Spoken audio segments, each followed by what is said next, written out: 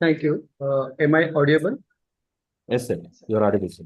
Actually, there is an issue with the laptop camera. It's presently not being on. Sir is asked for the checking on the camera. Sorry, sir, for that. Shall I share the screen? Okay, sir. I'm removing. I'm sharing. Present, I'm sharing this. Yes, sir. Now you can share, sir.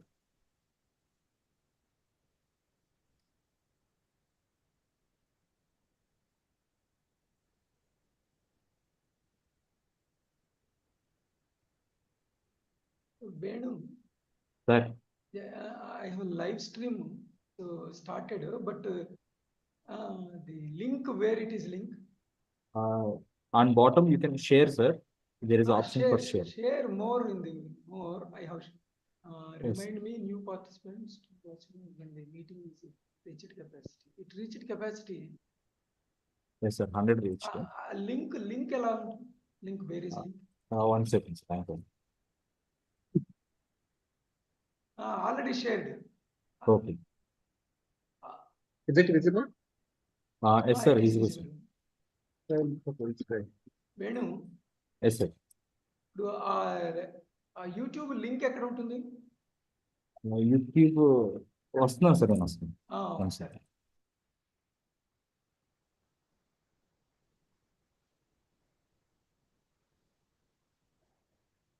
No, it is not visible, sir.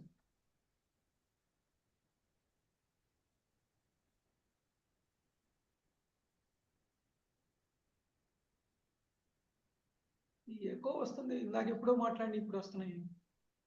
Now it is okay sir. Just wait sir.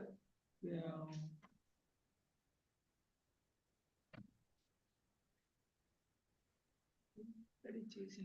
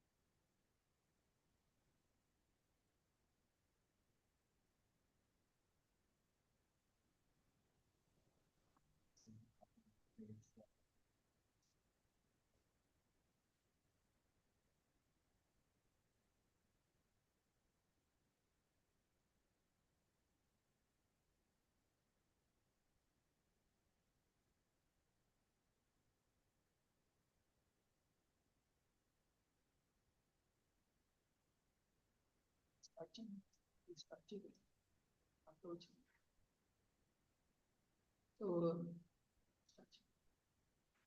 sir, Dr. Ajay, now we can start your lecture. Yes. Ajay. Yes, sir. Dr. Ajay. Yes, sir. Am I audible, sir? Yes, sir. You are audible, sir. Yeah.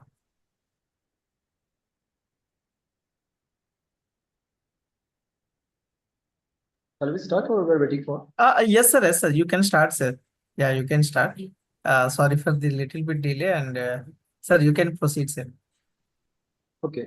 So good afternoon, one and all present for this online FDP on AI/ML for smart and sustainable solution in civil engineering, organized by IGS and Sasi Institute of Technology and Engineering, Kadipalli, London. Okay, so today's the topic is on the fundamental of AI, ML, and deep learning concept algorithm with case studies, ethics, challenges, and limitation of AI. So we'll start with the topic. So, brief outline. This presentation explores the fundamental concept and understanding of fundamentals of AI/ML deep learning concept. We will discuss in algorithm in AI/ML. Also, we'll discuss about the ethics, challenges, and limitations in AI application. So, AI represents the overall goal of the simulating the human intelligence, while ML, machine learning, provides the means of a means to achieve it through the data-driven learning. And the deep learning enhance enhances these capabilities, making it essential to grasp their interconnections for the comprehensive understanding of the field. And as AI continues to evolve and integrate to the various aspects of the life, having a solid grasp of these fundamental ideas will enable individual to engage with the adapt to future development effectively. So we discussed about the evolution of the AI first. So early in 90s, there was the era of the science. During that era, the development in science like the mathematics, physics, and chemistry were took place. And later on, the development which is available that time that was explicitly used for the warfare purpose, for the wars, getting the breach for the wars and the weapons.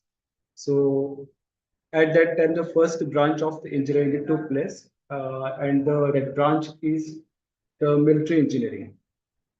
Military engineering is the first branch of engineering. So there for that era is for these wars. Later on, after World War II, there, there were the development of the civilization is took place rapidly. And during that era, the conventional engineering uh, took place, and for the civilians, the engineers were working. So the civil engineering is took place, and after civil during that era, the civil engineering is working in mechanical, in electrical, as well as the construction. So the main conventional branch of engineering, three branches, that is the civil, mechanical, and electrical. Later on, as the development is took place rapidly, then later on development in the electronics, then the telephone and the telecommunication, then programming, then the connection of the computers with the telecom, it becomes the information and technology, IT. These branches are emerged. And after that, the era, presently we are living in the era of the artificial intelligence. So this next era is the AI era. So here, presently, whatever the syllabus and whatever the engineering subjects which we having since from the first year, in every subject, there is the coding is there. There is a language like different type of Python, JavaScript is there. Same time, the word is mostly using that is the data science, AI, ML. So this era is the AI era. So all engineering branches is encompasses with this AI, and it is the must and it's the need of the present era. So we have to be with this AI, and we have to learn the AI, and we have to develop the conventional tools, develop the conventional methods with the help of the AI to save the time as well as to boost our work with accuracy. So most of the time, people are confused with this AI, ML, DS, and models, classification, optimization, predictions. We'll start with one by one for the understanding of this. So what just discussed, that is the artificial intelligence. So this is just given a brief timeline, which having the same part which we discussed initially. We were working on the machines that are the physical machines. Then after that, we switched to the machine learning. So machines are operated with some programs and some codings. The ability to learn without being explicitly programmed. Then present era is established in 2017, but learning based on the deep neural network. So machines are learning themselves with the based on the previous data, with the based on the previous the information or the details available with the machine. So how the human's capability mapped to the AI or the intelligence build. So this is just to give some human senses with that can be used in AI. So first we can see the human eyes. The same time, so the human eyes can be replaced in the computer vision. So this is a new concept in computer vision. Most of this is the traffic. So identifying the traffic, then the various places, the identification of the any patterns in image processing. So various places the computer vision is used with the sense of capacity. So having the mics and the sound that can be processed use the capacity with this process. So in AI we having the sound processing, and same time talking and singing. So presently on internet come to that the many singers they have their own unique voice. That voice can be synthesized by using the different type of the sizes, and this is possible based on the notes and the based on the pitches of the speech is used by the person singer. So with this, so it is possible. Next, understanding language. So this is very trendy, and this is called natural language Any processing, problem? NLP. Am I audible? Yes, sir, you can Hello, proceed, am sir. I Yes, sir, yes, sir, you can proceed, understanding sir. language? So NLP, Dr. NLP is a Ajay, are training you of which able to hear? NLP is a very yes, Dr. Ajay, yes, sir. Yes, hello, Dr. Ajay, yes, sir. Yes, sir. Any question?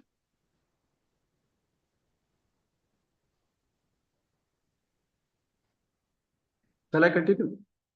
Yes, sir, you can continue, sir. I will Actually, talk. I'm hearing sound in background, Dr. Ajay, that's why I'm just stopped. Okay. So NLP is a training language.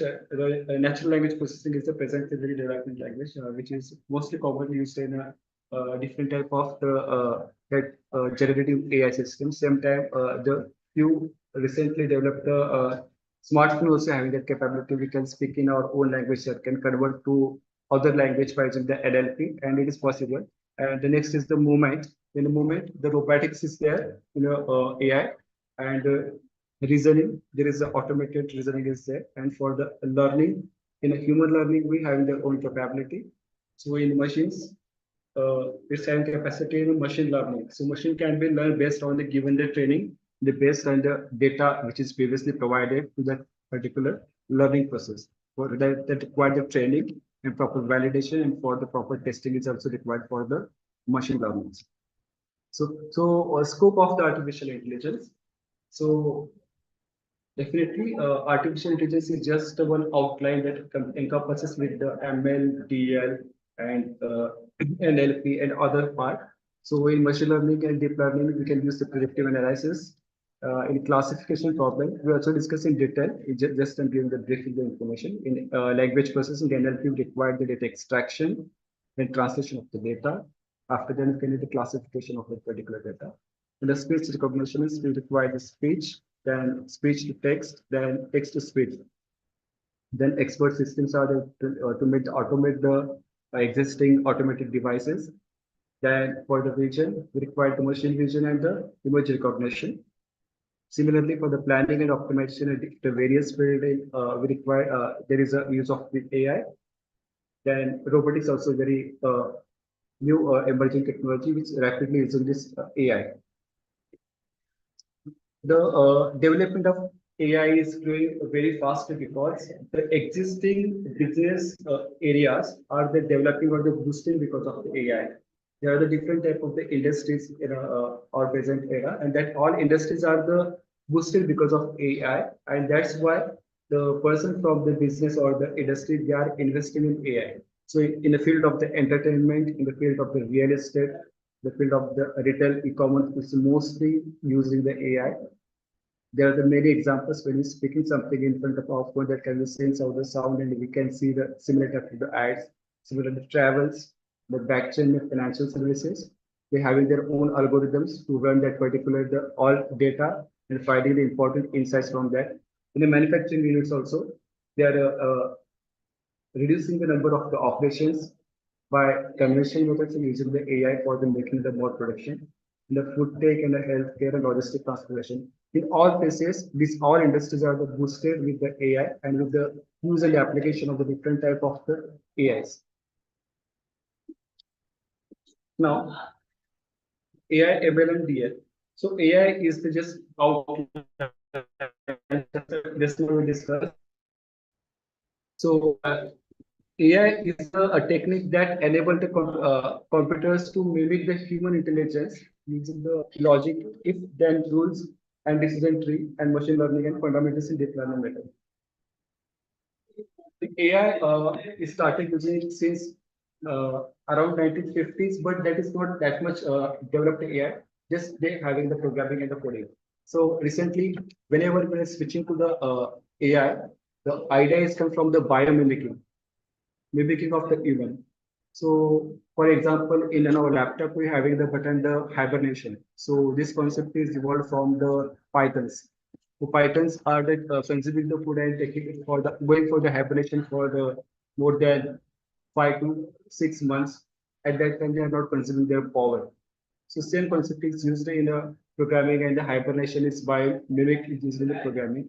Similarly, there are the many examples which has evolved in AI from the mimicking from the natural or the mimicking from the humans, like the artificial neural network. Humans having the millions of the neurons, and every neurons means having when we thinking about the raising our hand, it can possibly within fraction of the second it is possible. So same concept is in artificial intelligence and artificial neural network. Sorry, then genetic programming. So human having the genetic programming. So in human genetics, they having the capacity means they having the genetic other part. So same concept genetic programming is used for the prediction or the classification of the problem. Then ant call method is also there. This is every ant is doing a single line with into each other. So same concept is also used in the AI for the better output. So it is possible wherever we're by to the a natural phenomenon at that time we're getting the better results. So with same concept, SWAN method is there and the neural network is there, neurophagy is there. So many artificial intelligence are or the tech means took the information from the then machine learning. Machine learning is a subset of this artificial intelligence, and it uses statistics.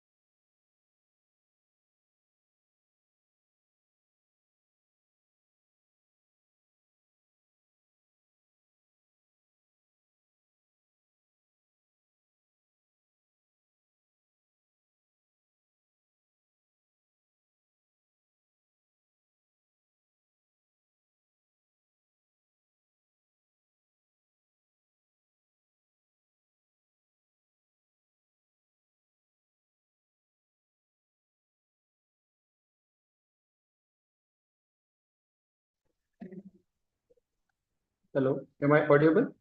Yes, sir, you are audible, sir. Go ahead, sir. Okay. Yes, sir. Go ahead, sir. Go ahead, sir. Okay. So now this part is complete. So classical machine learning. So I would use the word classical machine learning because after classical machine learning, there were the reinforced machine learning and the other machine learning technologies are the evolved recently. So classical machine learning are the divided in two parts. First is the supervised learning, and second is the unsupervised learning. The supervised learning, the data is pre-categorized in the numerical, and in the supervised learning, there are the two type of the tasks we can do. One is the classification. So this mostly used for the different part of the categorization or the image processing. Also, this data is used in civil engineering for the satellite image analysis. We require this classification details. for to identification of the different type of the fields in a ground, like the cropland, agriculture land, human habitation land, water bodies. So it's possible by classification problem. Whereas other hand, there is a when we need to predict something using the AI, that require the regression. So traditional regression is there. So with the same with the same concept, traditional regression, the AI is evolved. Uh, that is based on the regression model. There are the different relationship in the linear relationship and non-linear relationship, or the polynomial relationships are there in the regression part. And second part of this classical learning is that unsupervised learning, and data is not labeled in any way. And this is divided in three parts. One is a divide by similarity, by breaking the clusters of that particular data. And second is the dimension reduction. So whenever we have to predict something and we have the many predictors for the prediction, in that time there may be the misleading of the predictions because of some unwanted predictors we are using for the predictions. So in that case, we have to check the impact factor of each predictor for the contributing the proper result with the less errors. In that case, we can use the dimension reduction or the generalization method, like the principal component analysis. Are the many analysis there in the dimension reduction. And third is the association for the hidden difference. So you can find the close often where together. Like example, there are some connection with the other. We can use that association method. So let's start with the discussion one by one. First is the supervised learning. So in the first learning, the machine the machine has a supervisor, the teacher, who gives the machine to all answers, like whether it is to be cat for identification of any animals required, whether the cat picture or the dog picture. The teacher has already divided labeled data given to that program that can be used. In other end, for the civil engineering point of view or the remote sensing point of view, I just again give the example. Suppose there is satellite image, the digitalization of that particular map. In that case, we can give the field as a supervision field to that particular image processing software. This particular color label data is for the crop land, this particular color data for the bodies and the human habitation. So based on this label, the algorithm is running, and the identification of the entire image in a different parts. Okay, so this is covered with the supervised learning. So whenever we have to make any classification or whenever we have to make any prediction, at that time we can give the supervised learning for the single result or single result with less errors. So this is covered the supervised learning. There are the two types, classification as well as prediction. So in classification, the category prediction and the regression is a prediction of the specific point of the numerical axis. So here you can make a check on this graph. So apple and the pear are divided into two classes. So it can be made the classification. So in background, there are the many concepts are there, like even binary numbers also 0, 1 also used for the this particular type of task. So in short, so the object based on at one of the attributes known the beforehand, sorry, separate stocks by based on the color and documents based on the language, music, or genre. So basically, when we make two classes, in that time we can use this classification problem. So in a real-time example, not the point of exactly in civil engineering. In a generous, we can see that it is used for the spam filtering in our email also. Many times they are the very mass mail shoots we can observe. So that directly that mail is going to the spam. So system can thinking or making ability to separate that mass mailing or the spam, then language detection, a search of the similar documents, and the sentiment analysis in any business, and the recognition of the handwritten characters are the numbers, and the fraud detection. So these are the some cases where there are the two possibilities, either this or either that. So in this particular type of the work, the classification algorithm or the method are used. So the popular algorithm which is used for this classification problems are the neighbors, then decision tree, then logistic regression, K nearest neighbors, support vector machine SVM. These are the popular algorithms are available for the classification problem. In a civil engineering point of view, whenever we have to make a decision or we have to make either this or either that problems are there, at that time we can use this classification problem. So I mostly like to give the suggestion whenever we are using any type of the classification or the regression model. These all type of the directories are the available in Python library. So directly we can apply these algorithms. Yes, of course, we require the proper data. So all AI ML models are basically depends on the data. The data very file which we are providing to that particular process, the very file result we are getting that particular case. If our data is having the noise, if our data is having some outliers, that can be misled. Or if noise and outliers then can be removed, or the missing data is there in particular type of the data. So we have to make the interpolation or any other method we have to use. So after that process, we can use the data for the machine learning. So AI ML model implementation is the last process. The most of the real-time projects in a industry or in a research, the application of the any algorithm for the data, that is the last part. So 90% time is are only spent in for the data cleaning, data analysis, then data classification, removal of the outliers and filling the missing data, then exploited data analysis, the correlation of the interdependence of the data on each other. This is the 90% work, and the final 10% work is on the application of the particular type of the algorithm that particular data.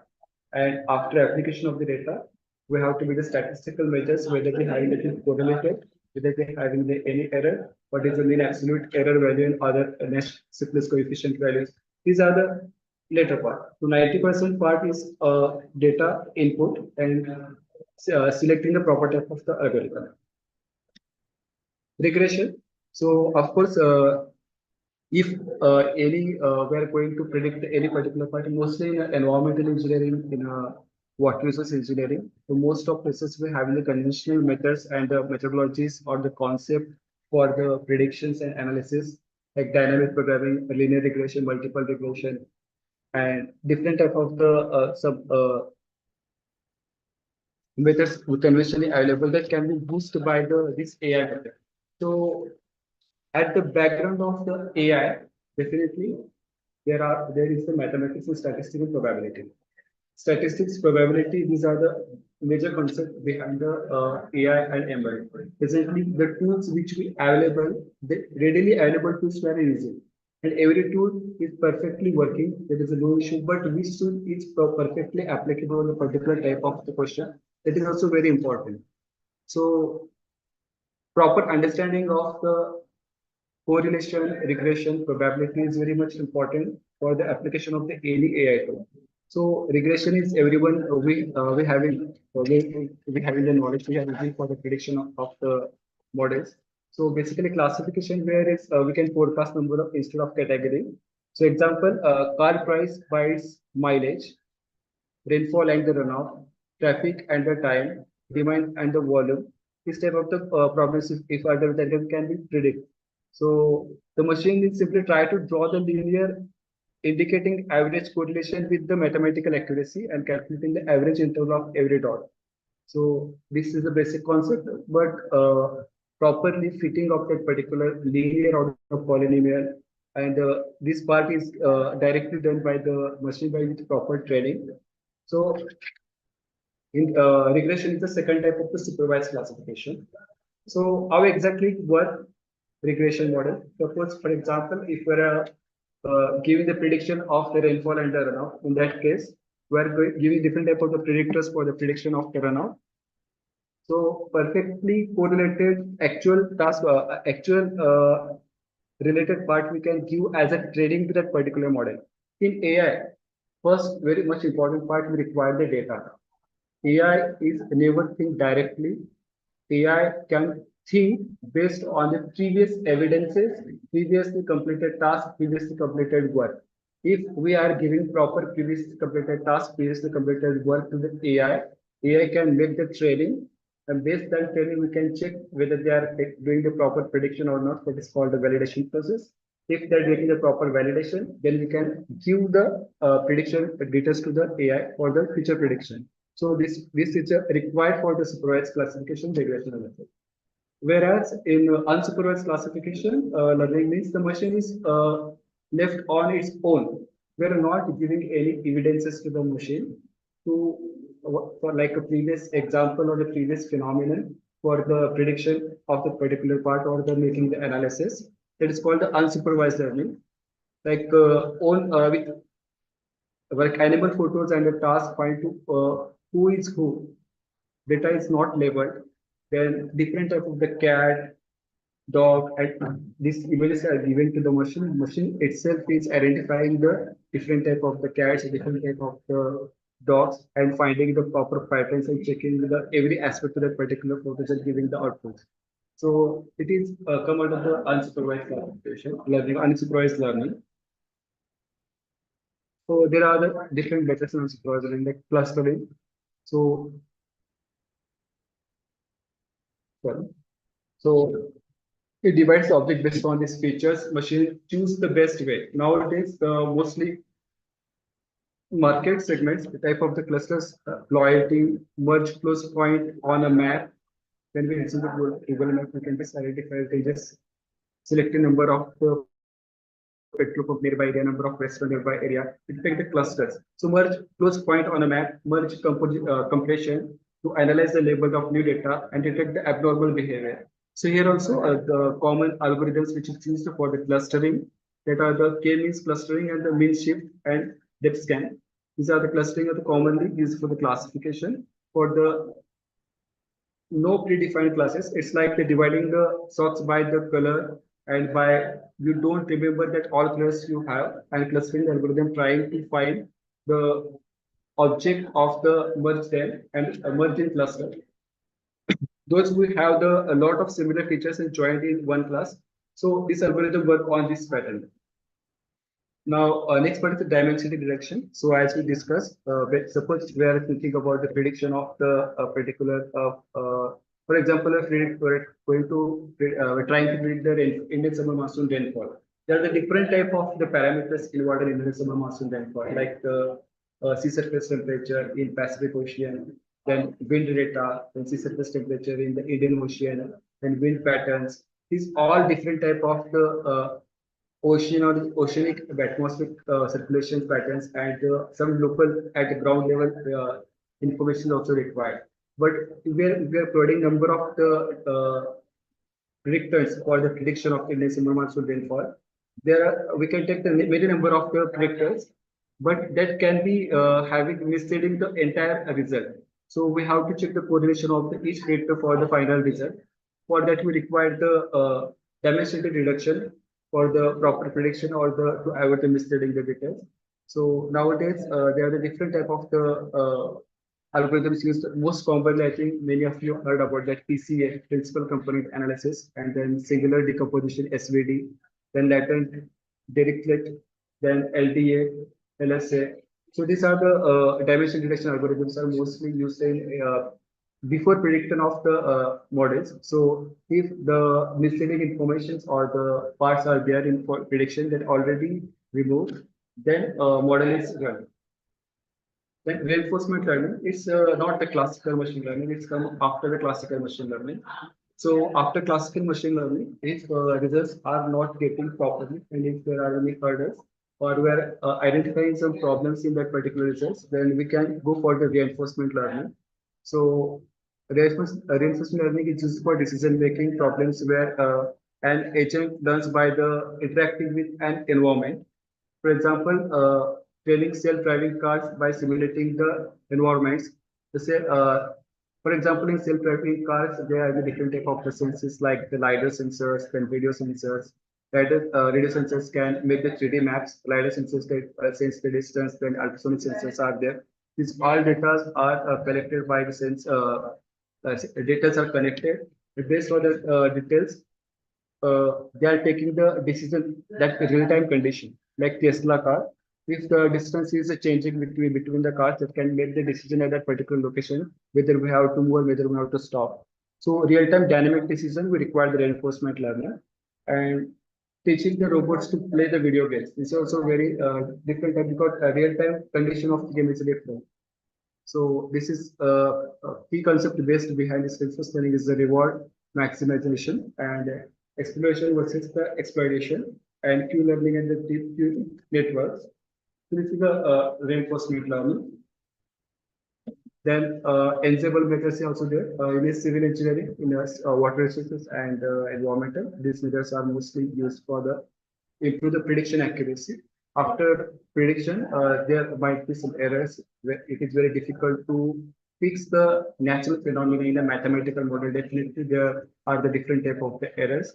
There are different type of the once in a while movement that are not outlier. So in that case, we can use the ensemble methods for the combine for improving the accuracy by combining the multiple models. There are the different type of the tools presently used for the means AI, that the bagging, random forest, boosting, gradient descent, and stacking. After prediction, when we're getting the good correlation coefficient, and if you are not satisfied with that, in that case, we can use the different ensemble methods like random forest, gradient boosting, XGBoost, multiple model combined. So these are the use for the improving the accuracy. But natural simulation, can be giving a good result, but for the natural phenomenon prediction, there might be some issues because it can find a good correlation, but unable to identify the proper even in that particular location. Applications in the search engines in Google Brain, with a fraud detection system. So it is the enzyme is there. So as we discussed, whenever we're learning any machine learning model at that particular time, first and foremost important thing is the getting the data. ML is work on the based on the data or the previous completed project details or the previous completed conditions that can be used in a ML. And when you're getting or collecting the entire data, the next process is the data cleaning process. In the industry, data science is the very highest post. Before the data scientists, there are the different type of the data analytics work is there. So before learning the running any project, first they require the collected different type of the data required for the prediction of that particular model or the deployed completed project. Second part is the cleaning the data. Cleaning the data means if data is having some unnecessary or unwanted data that is not required for the running that particular model, we have to remove that data. If data is not organized, then you have to make organized data.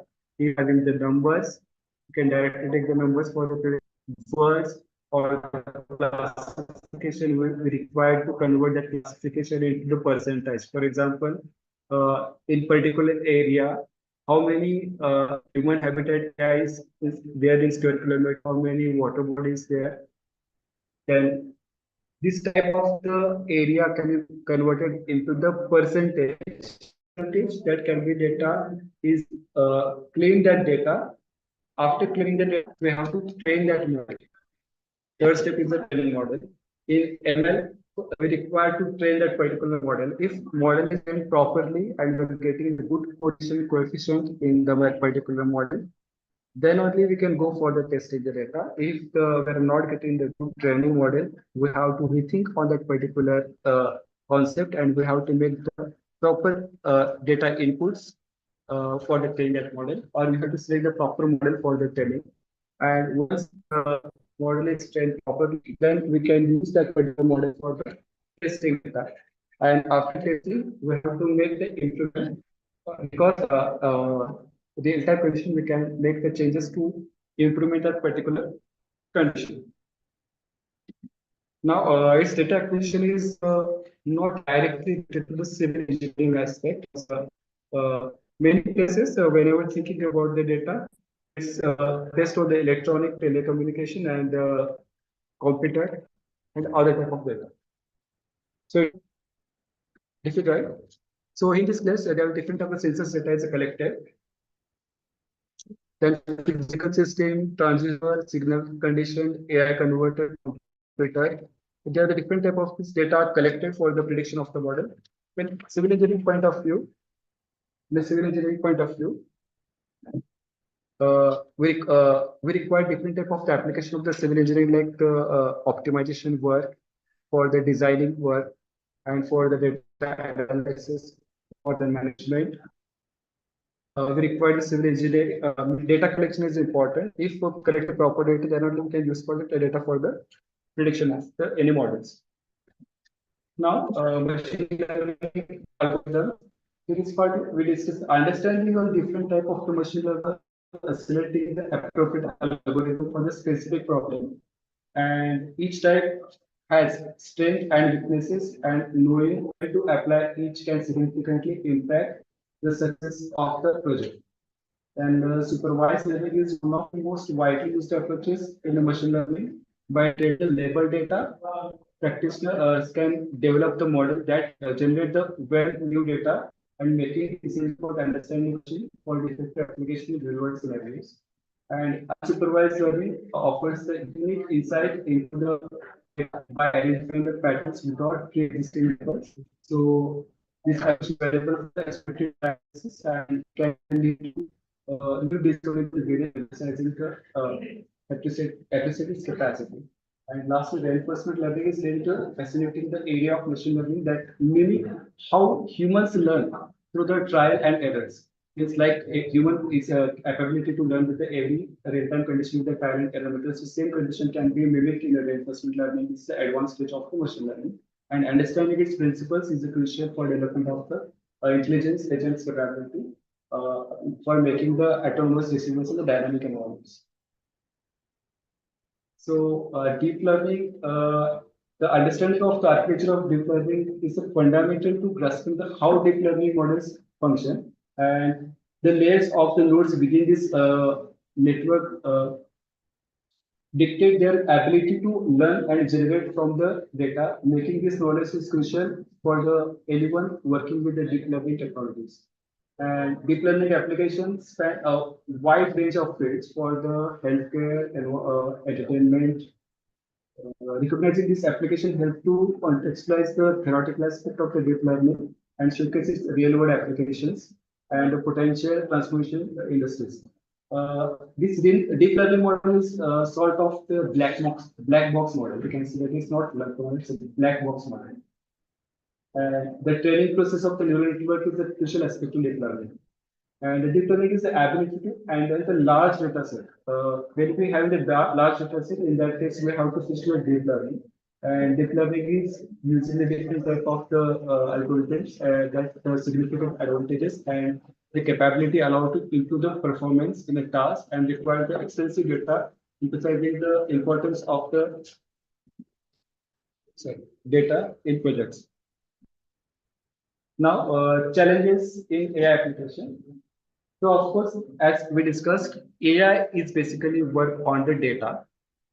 If there is an issue with the data, definitely we are not getting the correct result. And if there is an issue with the integration, where there will be the issue.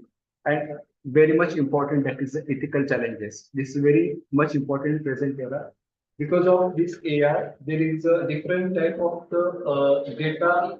We're getting the access to different type of the data, and we are not following in many cases the proper the copyright issue, patent issue, and the confidential data information which is should be saved in proper location, the proper place that is not properly utilized. Then the so ethical challenges are the very much there, such as the bias and accountability, then complicated AI implementation, and addressing these issues is essential for the fostering the trust and ensuring that AI technologies are used responsibly and effectively in various applications.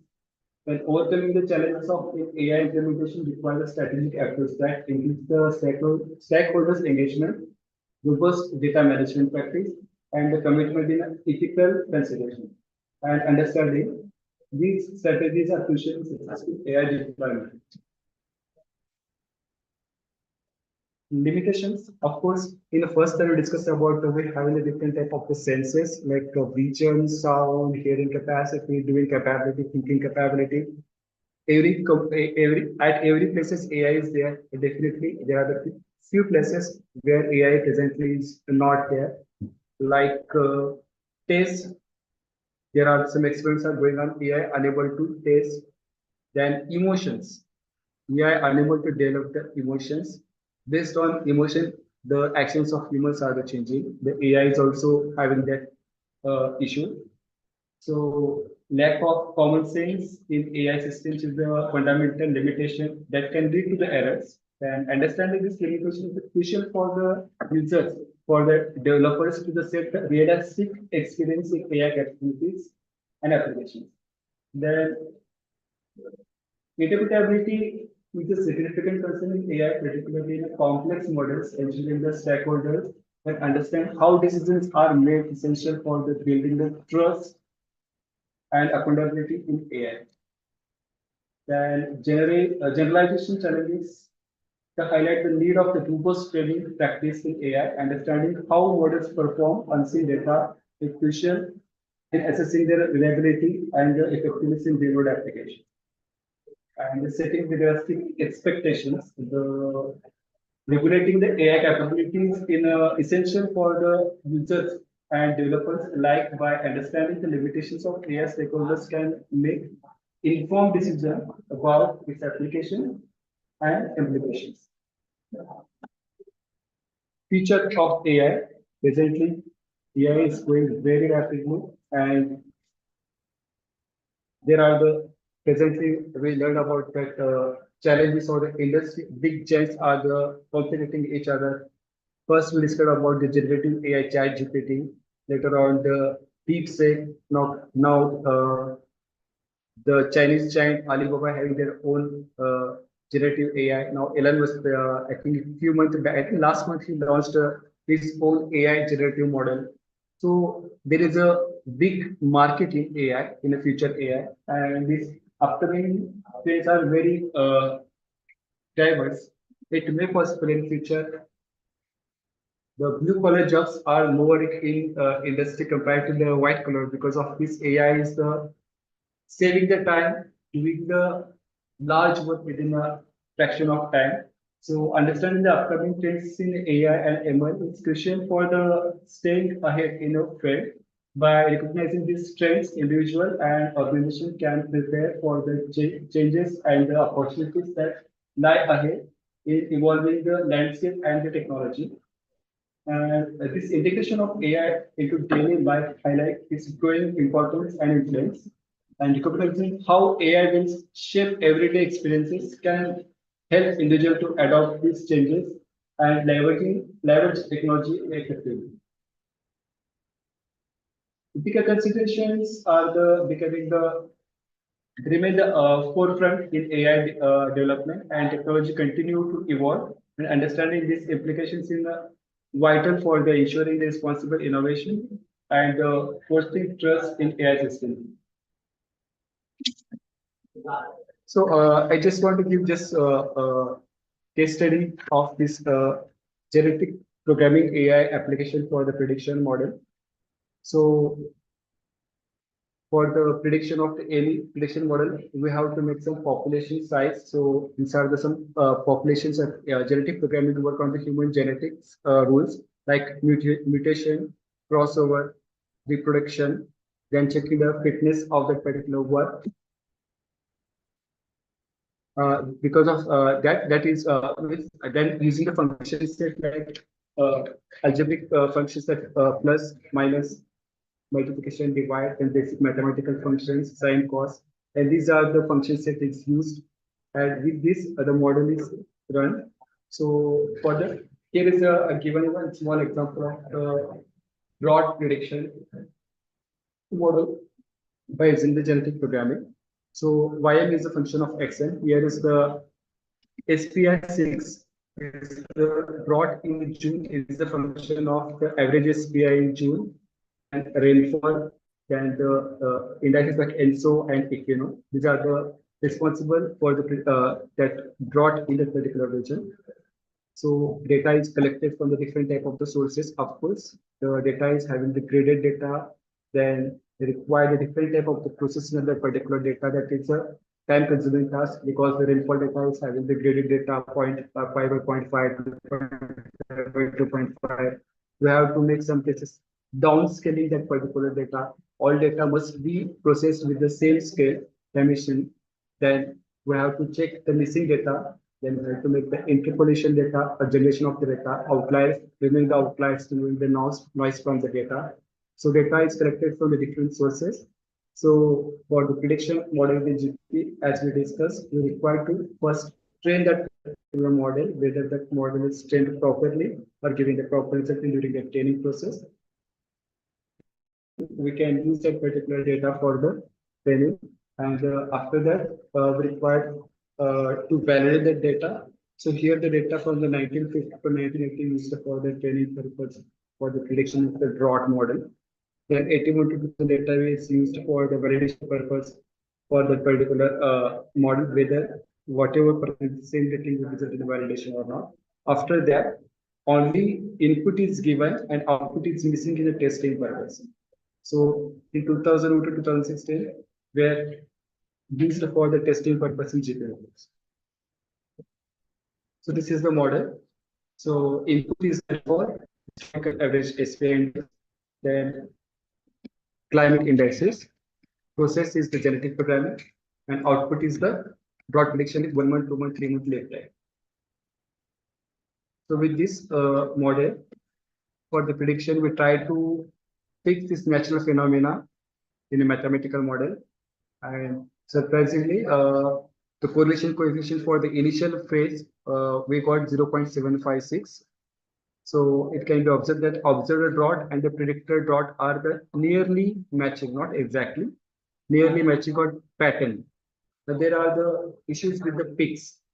The peaks are very difficult to predict in climate models and the water resource models, because once in a while moments are always creating the hurdles to capture that peaks. So with this data, the observed drought and the predicted drought, the result, as we discussed in 2002, the extreme drought is observed actually for the Vermont, but that is a predicted at the normal condition.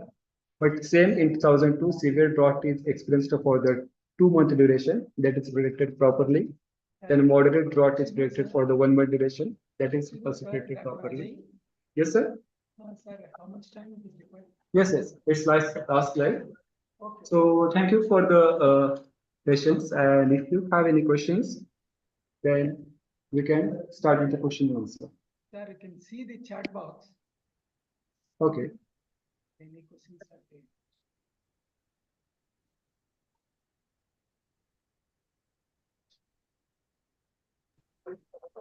Yes. Hello. Yes. Hello. Sir, can I ask question? Yes. Sir, myself Dr. Sheetal Sahare from VIT Pune. Sir, this whatever AI/ML is there, so if large data set is available, then we can go for the prediction or modeling with AI/ML. But if small data set is available, is it useful?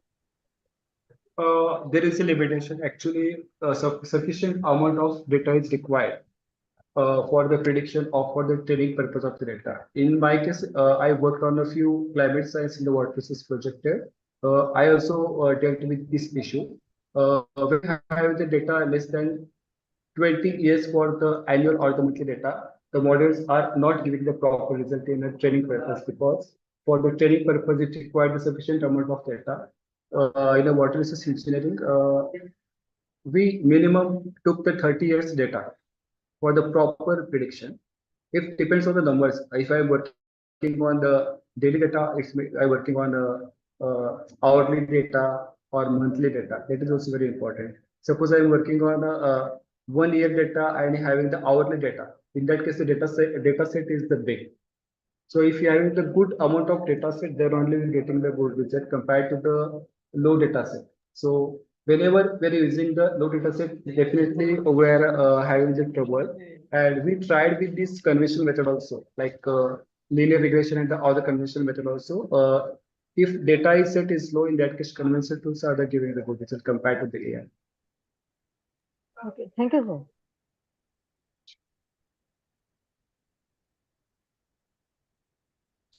Any other question?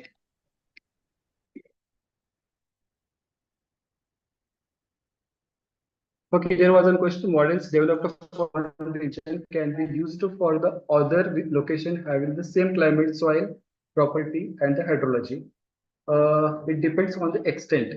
Okay, suppose when we working about the climate and hydrology, there are the different type of the parameters like the climate science, like the El Nino, La Nino effect, and the Pacific Ocean equator details, sea surface temperature, and other details. That region having the effect not entirely same on a different location. For example, Indian summer monsoon rainfall is having the core competency in the central India and some peninsular region part of the India.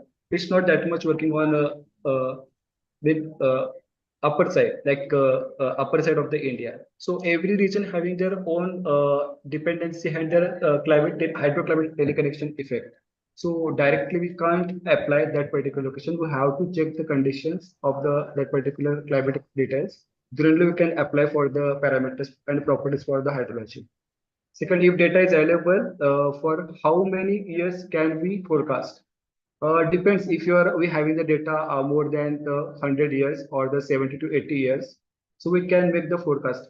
Forecast is for the, there are two concepts actually, prediction, forecast, and the projections.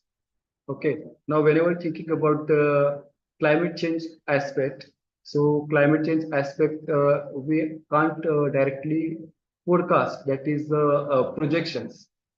Okay, so depends on condition. We can use the model. If you having the 100 years data in water resource engineering, also we having the events called once in a while moment that having the return period of the 100 years. So basically, if you having the enough data of 60 to 80 years, we can use that model. But definitely the correlation which is not up to the one. So whatever is the missing correlation, that is for the once in a while moment. Okay, so peaks are unable to identify any natural events most of the cases. That can be nowcasting is giving the proper forecast. Nowcasting means the Indian Meteorological Department is giving the cyclones come under the nowcasting. Cyclones are being very serious within a short period of time. Previously, we having the issue because we were unable to treat the cyclones well in advance. Basically, we can 3 to 4 days advance we can treat the cyclones. That is come under the nowcasting. Is it possible to any AI model is available for the finding the approximate SBC type of the foundations chosen in particular geotechnical location? So question is very good, but actually SBC is the soil is very complex material in every particular distance. The properties of the soil and the geotechnical conditions are varying. So AI models will require the nearby vicinity geotechnical details is required based on condition. If we completed projects, if we having as a data for that particular trading model, in that case, that will be useful. But I think it's very difficult. And it is very research question. There is possible, but need very much details and advancement in that particular topic. Informatization. So please share the contact number. Surely I will share the contact number. Model developed for one region may not be performed well in other due to the difference in climate, soil properties, and hydrology. Yes, definitely. It will not be possible. Model, whenever thinking about any model, we have to think that model that particular location and the factors which were considered that particular location. In climate model, we consider the considerably large region compared to the hydrological small model. So we have to consider the all parameters which contributing the that effect of that particular location. For small data set, depends on what you want to do that, ma'am. A small data set, whether you are going to predict that particular thing or you have to make classification or you have to make any other work. For the small data set, there is a questioning, madam. I think for the small data, Sheetal, madam.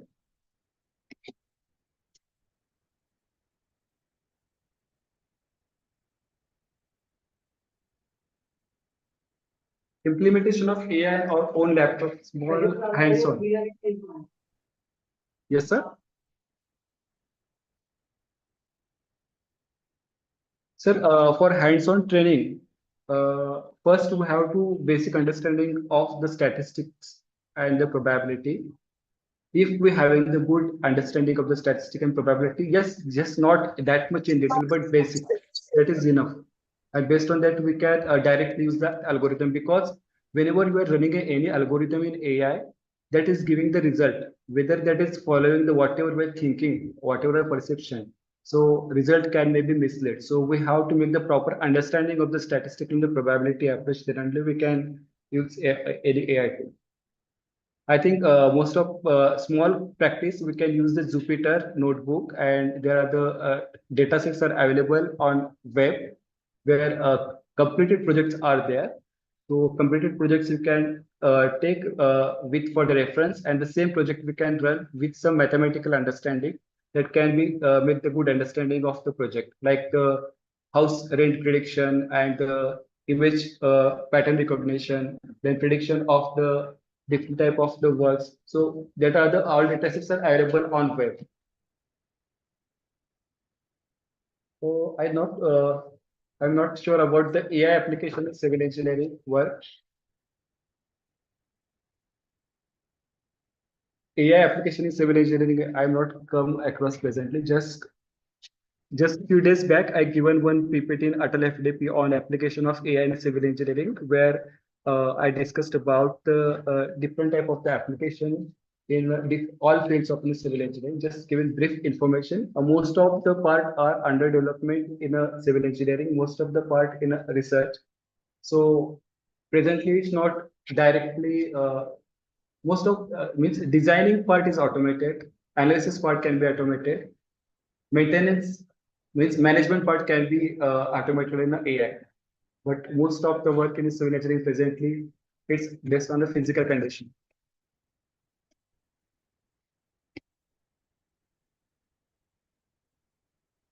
Any other question?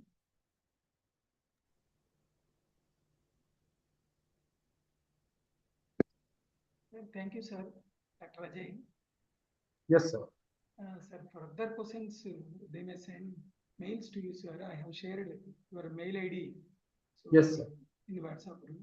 Thank you, sir. Thank you very much. Okay. So, Okay.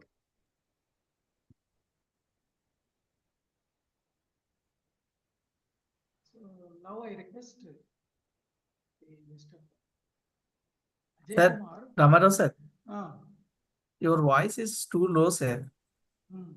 Yeah. Sir, okay. Sir, shall we move to next presentation? yes, sir.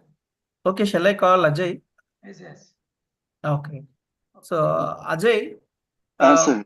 so I would like to invite Ajay to introduce our second lecture speaker. Yeah. So, good afternoon to all the participants. I would like to introduce respected speaker of the session, Dr. G. Ganesh Prabhu.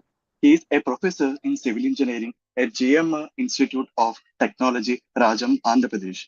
He holds a PhD in structural engineering from Anna University and has completed a postdoctoral research fellowship at Chungdam National University, South Korea.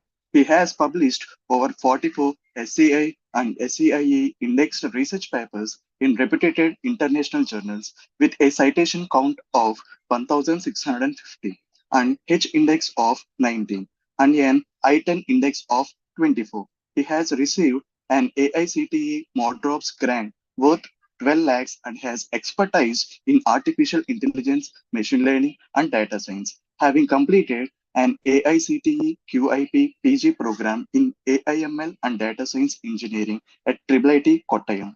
Currently, he is pursuing an MS in data science from Deakin University, Australia. With extensive academic and research experience, Dr. Prabhu specializes in deep learning applications for civil engineering, structure analysis, and pavement anomaly detection. He has also contributed significantly to industry-oriented research, curriculum development, and consultancy services.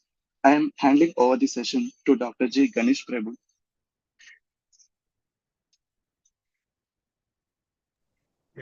Yeah, thank you. Thank you for your introduction.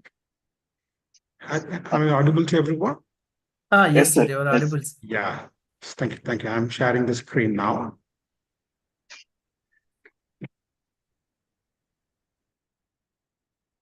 Yeah, and the screen is visible for everyone, if I am not wrong. Yes, sir. Yeah. Yes. Yeah. Yeah. Good afternoon, everyone. Yeah, today's sessions we are going to discussing about the payment anomalies detection using deep learning techniques.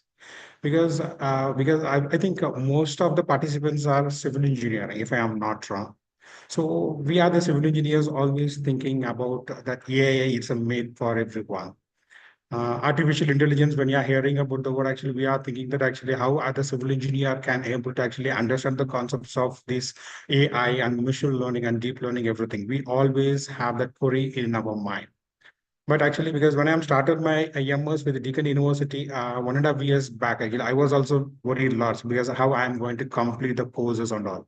But after getting into the courses, actually, because these machine learning and the deep learning techniques, especially with AI and all, it is somewhat actually very, very easier than our one analytical subject. Because the coding, actually, what we are thinking, actually, that we are thinking that the coding is very difficult. It is very difficult to understand for the civil engineering and all, but it is not like that because since actually we are handling much analytical subjects because in actually structural analysis instead of materials when compared to this deep learning and everything, actually those random materials and analysis subjects are very highly tough subjects if you ask me. So actually, because these concepts are very, very easy, and also if you go through because you don't not actually do any masters and all, because if you go through the some YouTube videos, you can able to understand these concepts very easily. Because I think still actually we people actually we have a doubt that actually what is AI, what is machine learning, what is deep learning, because which one is came into the market first, that is also we have a doubt. Yeah, because artificial intelligence, there is a buzzword actually came very long back in the 1950s. That time actually this artificial intelligence, this artificial intelligence actually those are actually a rules based system. The people rule because people we define the rules. Suppose when x is equal to 10, you push actually that red, take red color. When x is equal to 20, you take green color. So that is the way actually the rule based system actually then we have automated the computer in the very previous time. Then followed by actually there is a evolving in the data because in the recent days, actually through our social media, we are developing the data like anything because we people always thinking that actually the tabular data, the data coming into the Excel sheet, that is the data, but it is not like that actually because we have two kinds of the data. One is structured data, another one is unstructured data. Obviously, we people very habituated with the structured data because we always working with actually our results because if we have a concrete testing and all, the results will come into the Excel sheet. Then we will use to do some graphs and all because that details will be called as a structured data. But in the recent years, actually the social media text data because stories and posting everything coming to the market because people also want to actually analyze all the data. So those data will be called as a unstructured data because we well and good with structured data, but we will not actually good in unstructured data. So why actually I'm discussing about those things actually because my title is actually anomalies detection. If you give me actually within 20 minutes, actually I will do the coding, then I will show everything how to do that. But before that, we should have understand actually about the data set because the data set is very, very important. Suppose when you are going to discussing about the anomalies detection using the deep learning techniques, yeah, what kind of the data set we are going to use? Obviously, here we are not going to use any structured data like a tabular data. We are not going to use. We are going to use the image as a data because whatever images we are having, that images also the algorithm can able to learn, and also based on the learning, the algorithm can able to take the decision as well. So that is actually we are going to discuss. But before getting into that, actually, then we should know some of the basic concepts. Okay, AI is the first. Actually, it is a very broader specialty. Actually, previously it was the rule-based system. When actually the people want to automate the rules-based because people they don't want to actually define the rules for the computer. People actually work that start to think that actually the algorithm has to learn from the data. Based on the learning, actually the algorithm actually has to take the decision. That is a way thought. So in that way, actually the machine learning came into the market actually in the beginning, very long back in the 2019, sorry, in the 90s, it came into the market. Okay? So some of the algorithm like logistic regression, K-means algorithm, support vector machine. So likewise, actually the algorithm came into the market because for all this machine learning algorithm, so people telling that actually the machine will learn from the data based on the learning, the algorithm will actually take the decision. Okay, what is the learning actually? Because I think everybody knows actually the machine learning from the data. That's why actually they kept the name as a machine learning. Okay, that's how the learning is happening. Okay, how the learning is happening. That is very, very important. Actually, we are sending actually millions of data into the algorithm. Actually, from the millions of data, the algorithm is learning. Then once the learning is over, the algorithm actually predicting the things. That is very, very important. Okay, so and also it is predicting actually almost higher accuracy. That is also the higher accuracy highly depending upon the what data actually we are getting into the or we are putting into the algorithm. That is also very, very important. So with respect to the machine learning, the algorithm will learn from that. How the learning is happening? Yeah, the learning is nothing but actually it is a completely mathematical equation. That's it. I think we people actually very well know actually y is equal to mx plus c. Because when you are having actually the two data, x is actually independent variable, the y is a dependent one. So x is the features, the y is the actually it's a target variable. That is the way you take actually. Then obvious we have to actually from the x actually we can able to predict the y. That is we will call it as a y is equal to mx plus c. That is a linear regression equation we everybody knows. Okay, now so that basic concept actually used in most of the algorithm in the machine learning algorithm. Okay, now so the algorithm actually from the data it will create the mathematical model. Okay, now so like actually simple. Suppose you have a one features, then you have a one target variable. I think target variable. I think most of the people they know actually we have a two kinds of the algorithm in the machine learning. One is supervised learning, another one is unsupervised learning. So in the supervised learning, for the learning of the algorithm, we will provide the target variable. Okay, now so from the target variable that algorithm will learn and compare the learning with the target variable, and again it will learn actually very properly. But in the unsupervised learning, there is no target variable. Actually, the algorithm will do clustering, that kind of things. So in the world, actually, most of the algorithms are actually related with the supervised learning only. So how the learning is happening? Yeah, it is a simple mathematical model. Suppose y is equal to mx plus c. If you have a one feature and if you have a one target variable, suppose you have a two features. Suppose x comma y, z is a target variable, then actually the equation will become actually m1x plus m2y is equal to z. So that is why the simple mathematical model, because all the features, the algorithm will convert into the mathematical model. From the mathematical model, actually, that algorithm do the prediction. This is the basic concept of the machine learning. But some algorithms, suppose if you take actually support vector machine, there is a very famous algorithms we are having in the machine learning. But actually, that is also a mathematical model. But actually, the mathematical model, it is not an equation. That is in a different way. That is it. Then we have a k-means clustering. We are having actually k-means regressions also we are having. So that algorithm actually mathematical. But the basic learning, everything is a mathematical only. So the algorithm is not learning, is actually the algorithm is having a brain actually and it will remember everything. It is not like that. Based on the features and based on the target variable, it will keep the relation between the target variable and the features. It will create the mathematical model. For in a simple way, we can able y is equal to mx plus a. This is the machine learning algorithm. So very previously, I also thought that actually the machine will do a number of things. Actually, it will create actually even whatever data I'm giving to the machine learning algorithm, that will predict good. It is not like that. Obviously, with respect to the machine learning algorithm, garbage in, garbage out. So how quality of the data set actually you are giving into the machine learning algorithm, that is very, very important. Suppose if your data set is not good, actually then in the previous session, actually some people asked the question that actually, suppose if I have a small data set, actually what I can do. Obviously, when you are having a very small data set, obviously the algorithm will not learn much. When the algorithm is not learning, obviously the algorithm can't able to predict also good. So in that cases, what you're going to, whether we have a solution or obviously in the machine learning, actually for all the problems, we have a solution. So when you're having a small data set, actually, then you can go for the actually synthetic data preparation. So from the old data, actually, we can prepare actually some new data. We can derive some new data from the old data that will be called as a synthetic data that we can able to do. Yeah. With respect to the machine learning, yeah, obviously it is a simple mathematical model. So then there is a new word actually we are having another word actually it is a deep learning. What is deep learning? What is machine learning? Then what is deep learning? Both are same or not? That confusion also most of the people will have. Obviously, the machine learning and the deep learnings are entirely different. So with respect to the machine learning mathematics models are actually predefined. Mathematical model y is equal to mx, please like that. Actually, the mathematical model in the algorithm it is predefined. Actually, based on the equation formation, the algorithm will learn in the machine learning.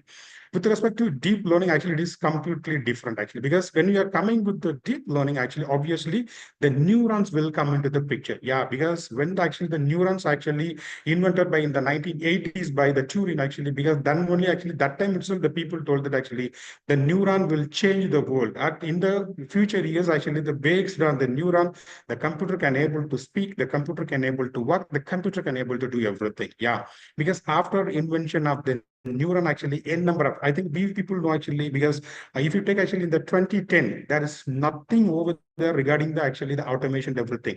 But in the recent 10 years, actually the development of the AI industry, if you think actually it is very drastic and also it is in a very, very exponential way. Why it is happened? Yeah, because of the deep learning algorithm, because people started to understand the neurons, how actually we can make the neurons learn well and good, actually. Then only actually the people actually started to use the neuron, make the neurons learn also well and good, actually. Then only the deep learning the techniques actually become widespread. Obviously, the machine learning is different, the deep learning is different, because the machine learning actually it is a pre-defined mathematical. Then what is in the deep learning? Yeah, the neurons will learn from the data. Based on the learning, actually the neurons will create the complex mathematical equation. Again, here also the deep learning also the same mathematical equations only, but it is not like machine learning. In the machine learning, the mathematical concepts are predefined. The algorithm will learn actually based on the predefined format. But in the deep learning, it is not like that actually. Based on the data, the algorithm will create the complex model. That is a much different we are having. Both are different. Okay, so that's why machine learning is different, deep learning different. Obviously, the AI is different. Okay, now, so machine learning is a subset of AI. Yeah, the deep learning is a subset of machine learning. But don't think that actually the deep learning subset of machine learning, actually the machine learning is better. It is not like that. Okay, now, so previously actually AI came into the market actually based on the AI to fulfill some of the components of the AI. Actually, machine learning came. Then in the machine learning, actually there is advanced learning happen. Actually, that will be called as a deep learning. So this is the hierarchy we are having. So AI on the whole, actually, in that actually the machine learning and deep learning will come into the picture. But in the today the deep learning algorithm is widely used everywhere. Obviously, I can able to tell that because since actually we are using multiple levels of algorithm, yeah, the machine learning algorithms are becoming obsolete today because the applications are actually coming reducing. Why? Because of the deep learning.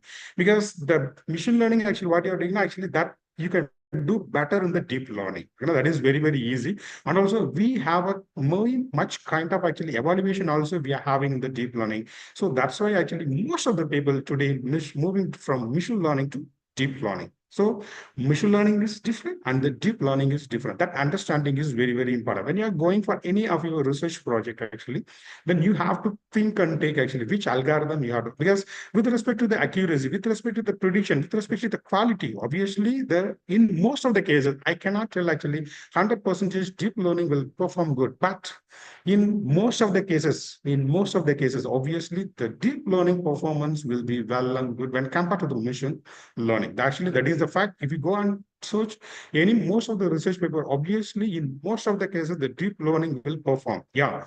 Here again, I'm telling you that data set is very, very important. When you are going for the deep learning algorithm, you should have actually very big data set. That is also very, very important. Suppose I have a very, very small data set, but in that cases, actually don't choose the deep learning algorithm. Obviously, because for the learning of the neurons, we need actually very big level data. If you don't have a big amount of data, obviously the learning will be hindered. The algorithm will not learn anything. In that case, suppose I have actually only 100 data, 150 data, 130 data. 130 means 130 rows of data. That is where I'm telling.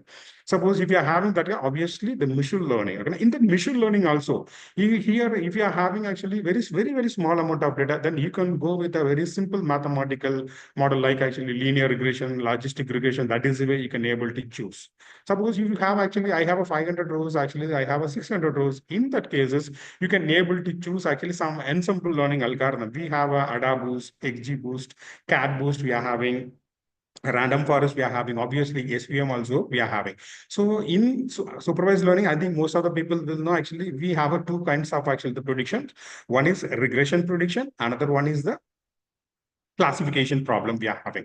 So what is the regression? Then what is the classification? If you ask me, actually, the regression is nothing but actually predicting the continuous number. Suppose your target variable. Okay, now suppose you take actually for the example concrete strength.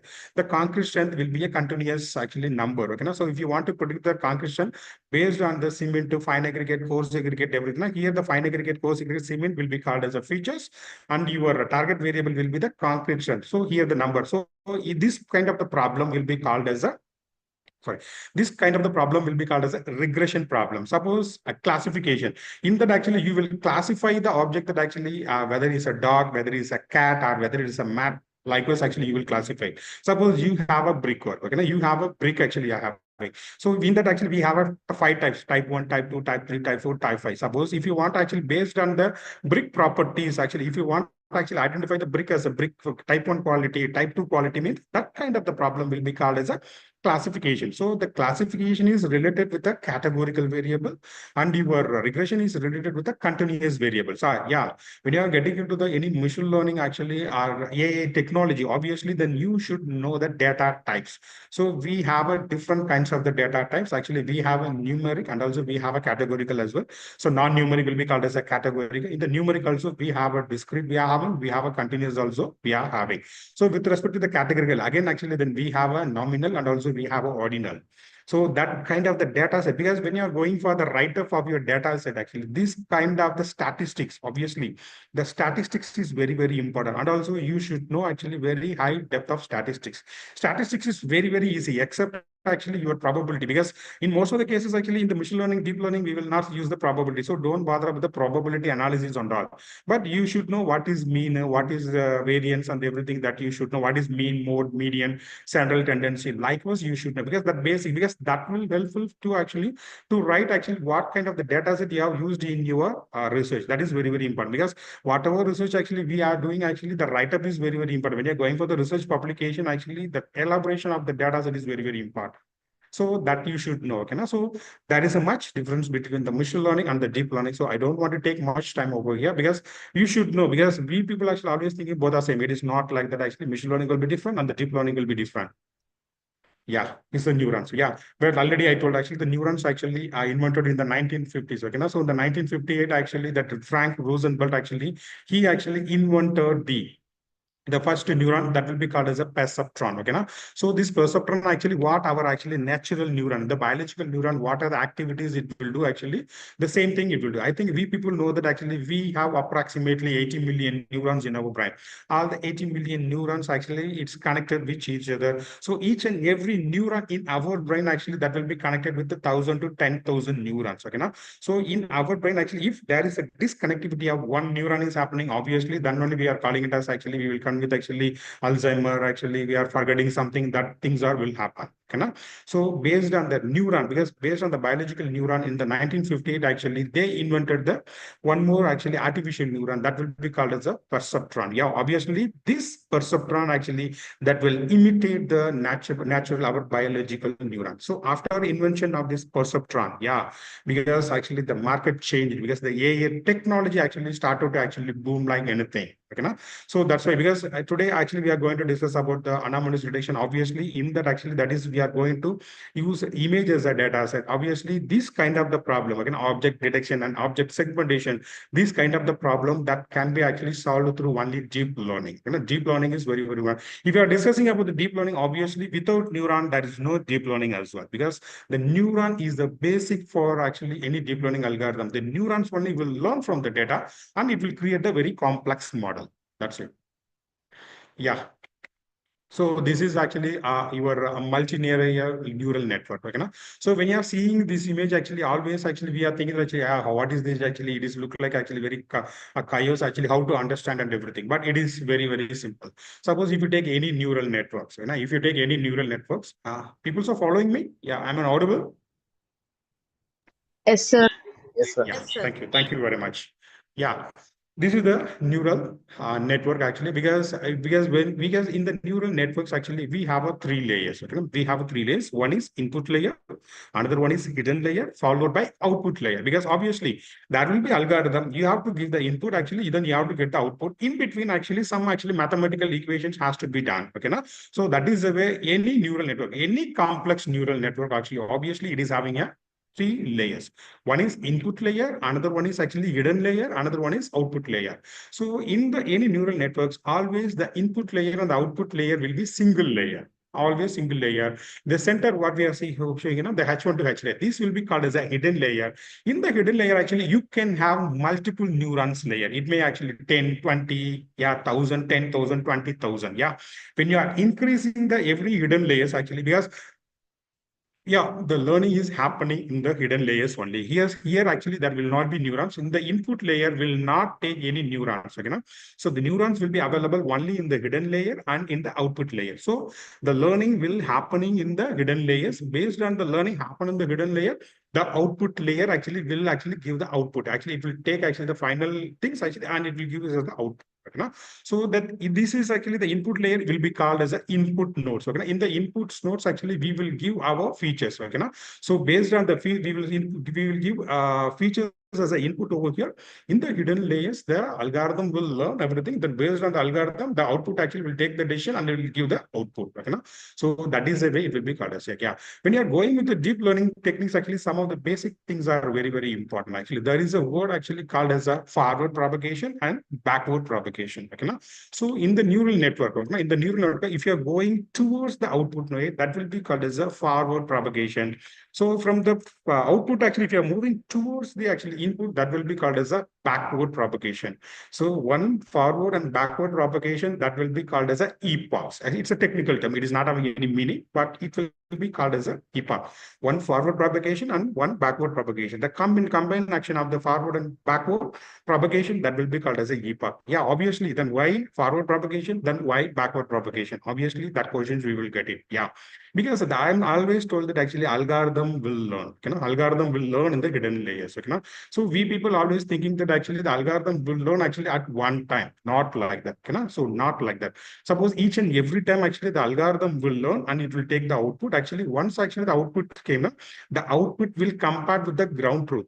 So that's why we are telling actually in the any deep learning like machine learning or the deep learning algorithm with respect to the supervised learning, we have a training and we have a testing. Okay, so first we have to actually train the algorithm. So train the algorithm, what we have to do, we have to give the features and also we have to give the target variable as well. Okay, so when you are giving actually the input actually, so if the algorithm will learn from the features, actually it will give one output. Okay, so that will be called as a predicted one. So the predicted will be compared with the actual. What is the actual? Suppose you take concrete strength. Actually, I'm taking actually only one features. Okay, so only one value I'm taking actually. So I have given the 5 features from here.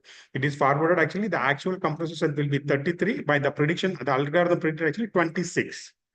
So now actually the learning is not good because the 26 actually much difference from your 33. So what the algorithm will do actually, it will calculate the loss from here. The algorithm will calculate the loss. So once the loss is calculated, actually based on the loss, already I told actually y is equal to mx plus c. Here m will be called as a weight. So likewise actually based on the features, number of actually weights will be created in the equation. Okay, in the backward propagation, the algorithm will update all the weights. It will update all the weights based on the loss. So now the weights are updated. Actually in the backward propagation, there is no learning, only updating the weights. So again, it will go, again, all the features will go forward. Actually, now the updated weights will be there. Again, the learning will happen over here. Then it will go for the output prediction. Again, the last will have calculation. So the backward, so forward propagation, backward propagation. So it is a way, actually multiple way.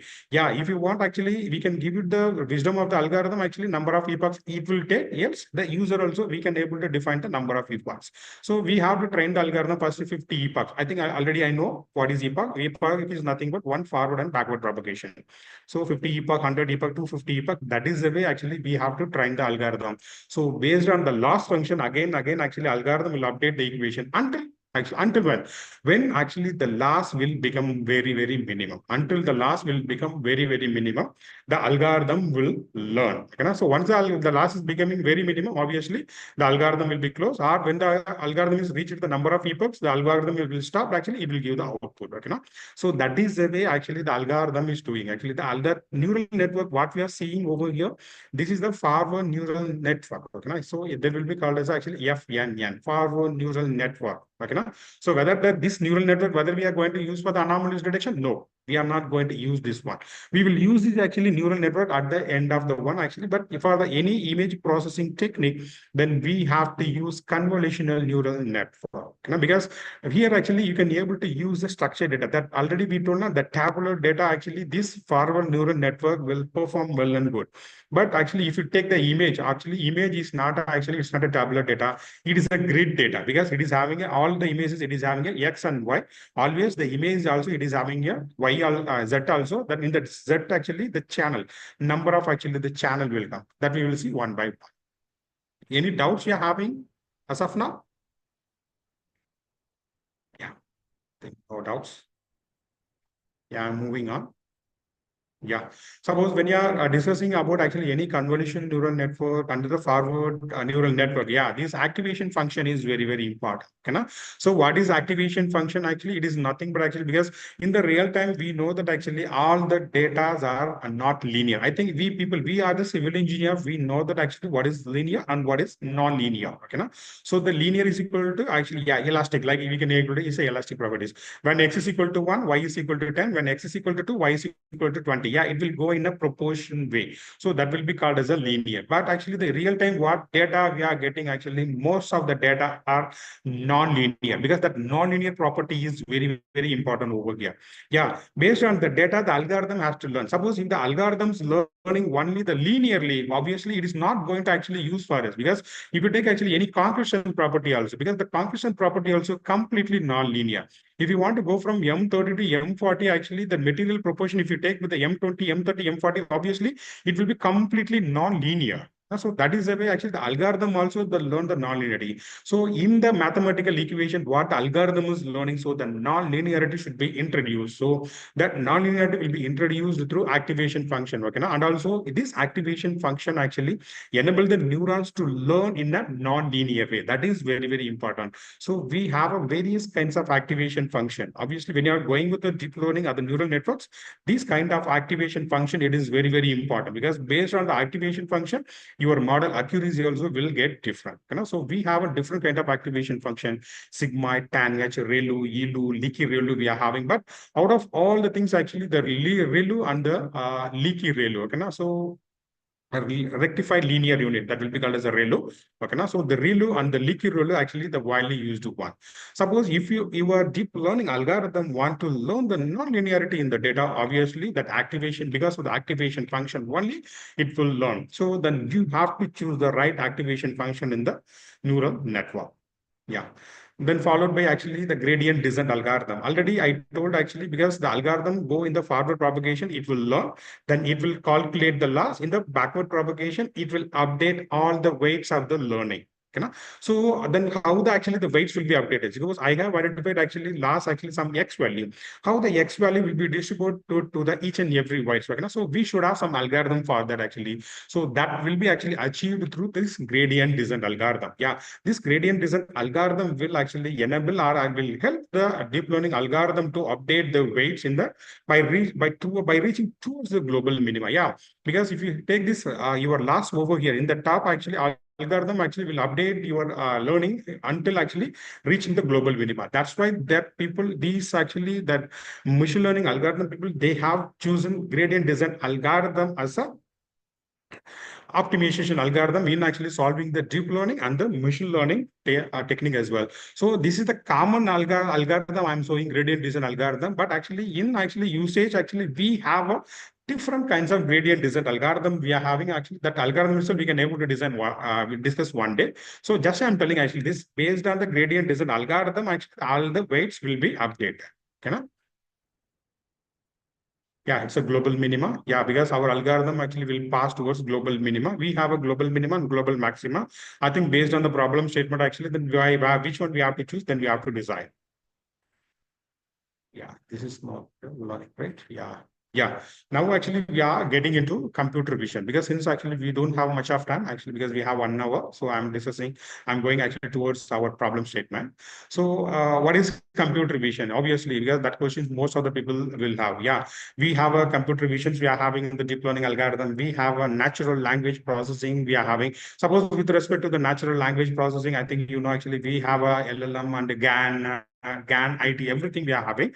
So what is actually computer vision? The computer vision is nothing but actually the computer can able to see like a human being, and also based on the visual, based on the seeing visual, the computer can able to take the decision. That will be called as a computer vision. That's why they have named as a computer vision. Obviously, whether the computer will see like a human being, obviously the computer can able to see like a human being. Obviously, the computer is not having an eye actually because through the camera. Obviously, it's through the camera the computer can able to see the environment actually from the environment based on the visual on the environment. The computer can able to actually take the decision. Like actually, I think this computer vision actually highly used in your unmanned vehicle under your autonomous vehicle and all.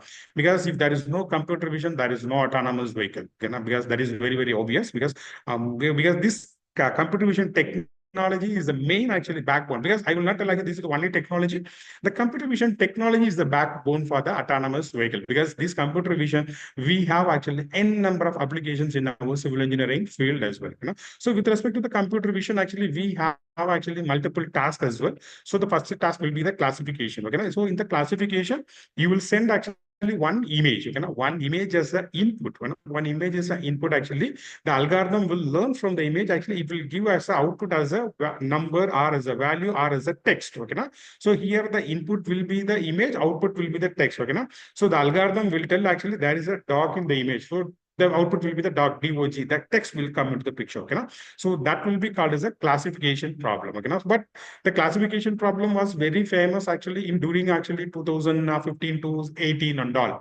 But today after 2020, actually there was much improvement in the object detections and object segmentation algorithm. Here the object is nothing but actually what is the object is available in the image. So object means actually what is the either person or the dog or cat available in the image, that will be called as the object.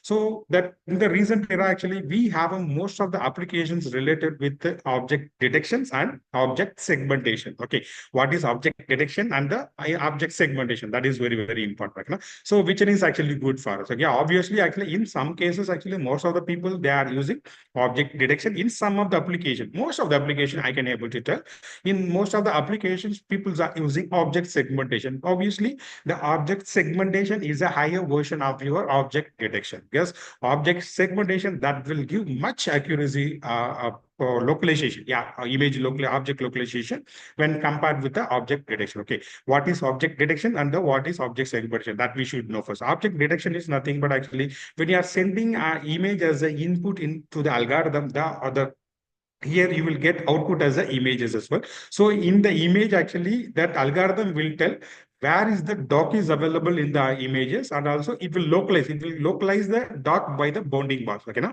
the square box that will be called as a bounding box. Okay, now so localization of the object in the image. Okay, now along with the classification that will be called as a object detection. So what is object segmentation? Obviously, object segmentation is also localization of the object. Okay, where the dog is available, there will be a bounding box will come, and also which one is dog, because when you are going with actually object detection, okay, now in the bounding box actually dog also available and also some background also available. Suppose I am the alien because I don't know, I had never ever seen actually dog in my life. Yeah, for the computer also, all the computers are aliens only because computers don't know what is dog, what is cat. As a human being, actually we have a memory. Actually we can able to actually compare, we can able to realize this is dog, this is cat. Obviously, the computer it is not having any brain. So that's why the computer cannot. Suppose when your object detection, when it is going like this, actually there is a localization, because when the bounding box, there is a dog also available and also some background score also available. So the algorithm will confuse actually which one is dog. Within the bounding box, there is a background and there is a dog also, because algorithm will get confused which one is dog, which one is background. So if you want to avoid that one, actually, obviously here the algorithm will tell where is the dog and also which one is dog. Okay, now it will actually shade the object in the image. That will be called as the object segmentation. But in your civil engineering problem, suppose if you want to do the anomalies detection, like actually building cracks, whatever it may be, and also soil cracks, soil actually sliding and everything. If you want to measure anything, obviously I will suggest to go with actually object segmentation, because it is having actually more scope actually regarding the research and all. Okay? So we should have a clarity that actually what is object detection, what is object segmentation. Object detection is nothing but the algorithm will tell actually what is the object available in the images, and also it will localize. Localization means actually where it is available. It will pinpoint. Okay, it is pointing the object in the particular image. So that will be called as a object detections. Okay?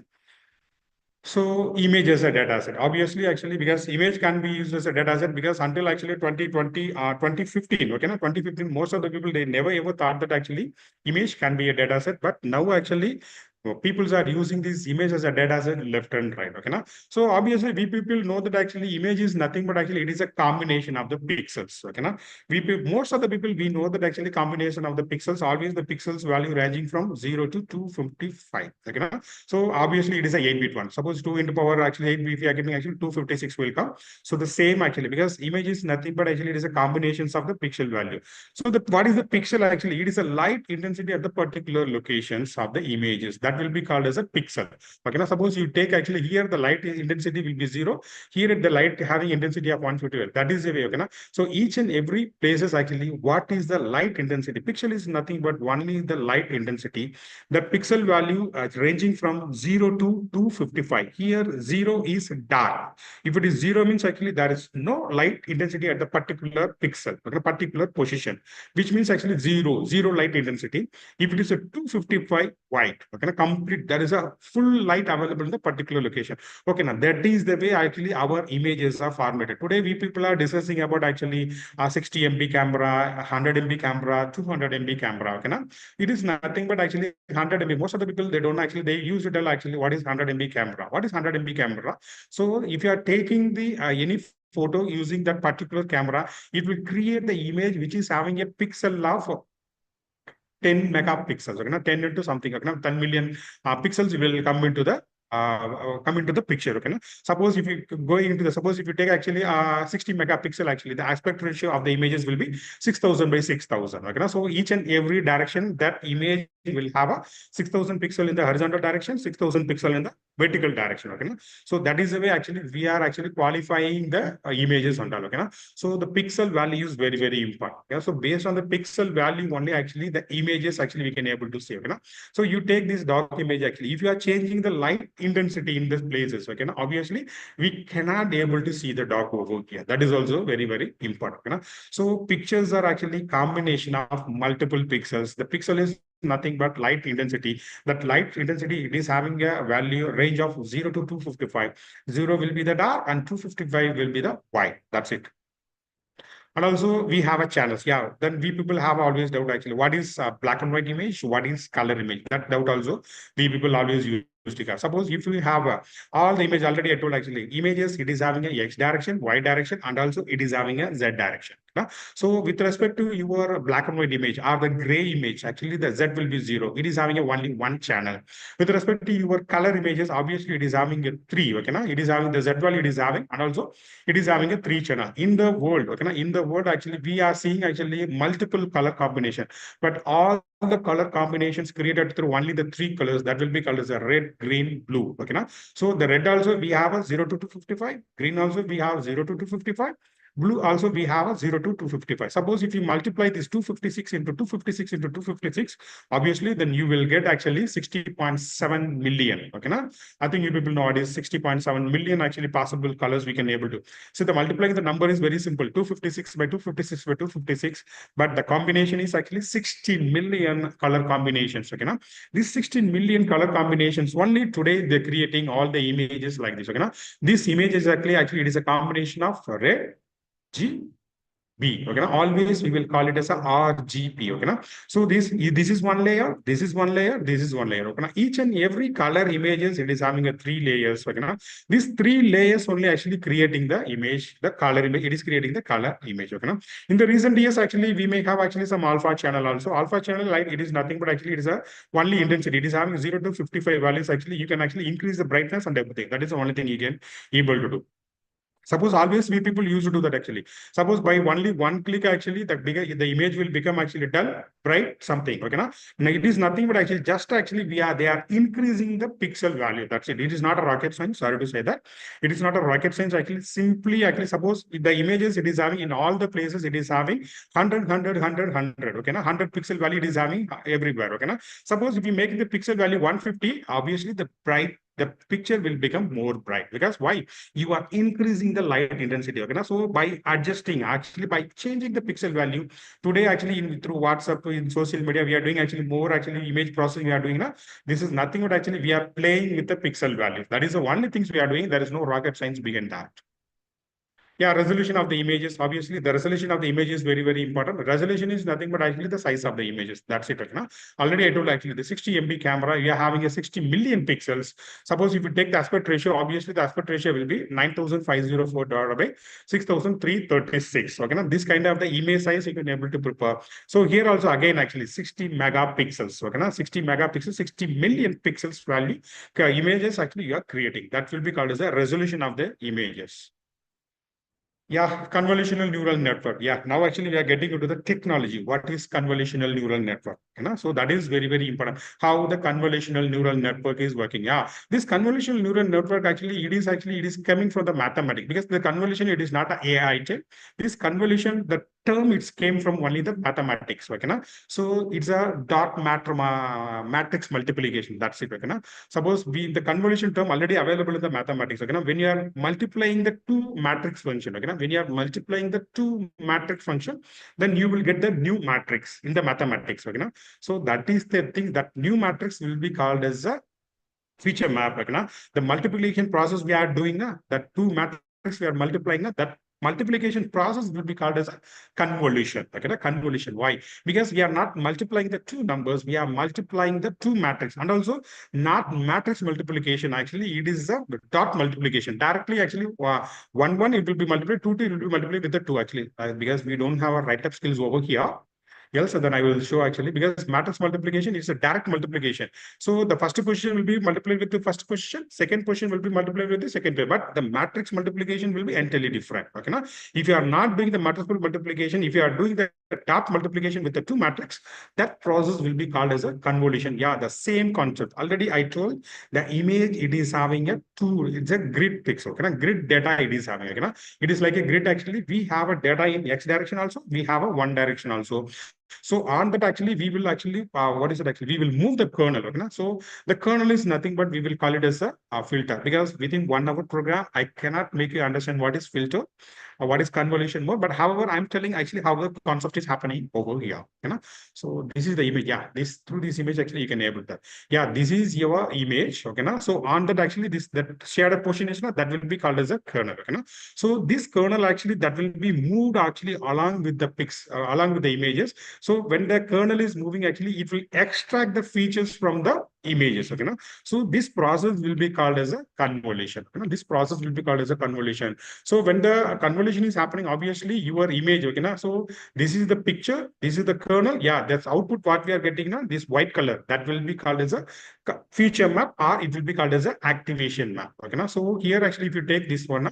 So this is our image. Okay, now this is our image. On that actually I have a kernel. Okay, now so in your convolutional neural network, actually when the kernel is running with actually default numbers, some actually random numbers it will run over there. The kernel size can be actually either 2 by 2, 3 by 3, 4 by 4. That is also user can able to define it. Okay, now?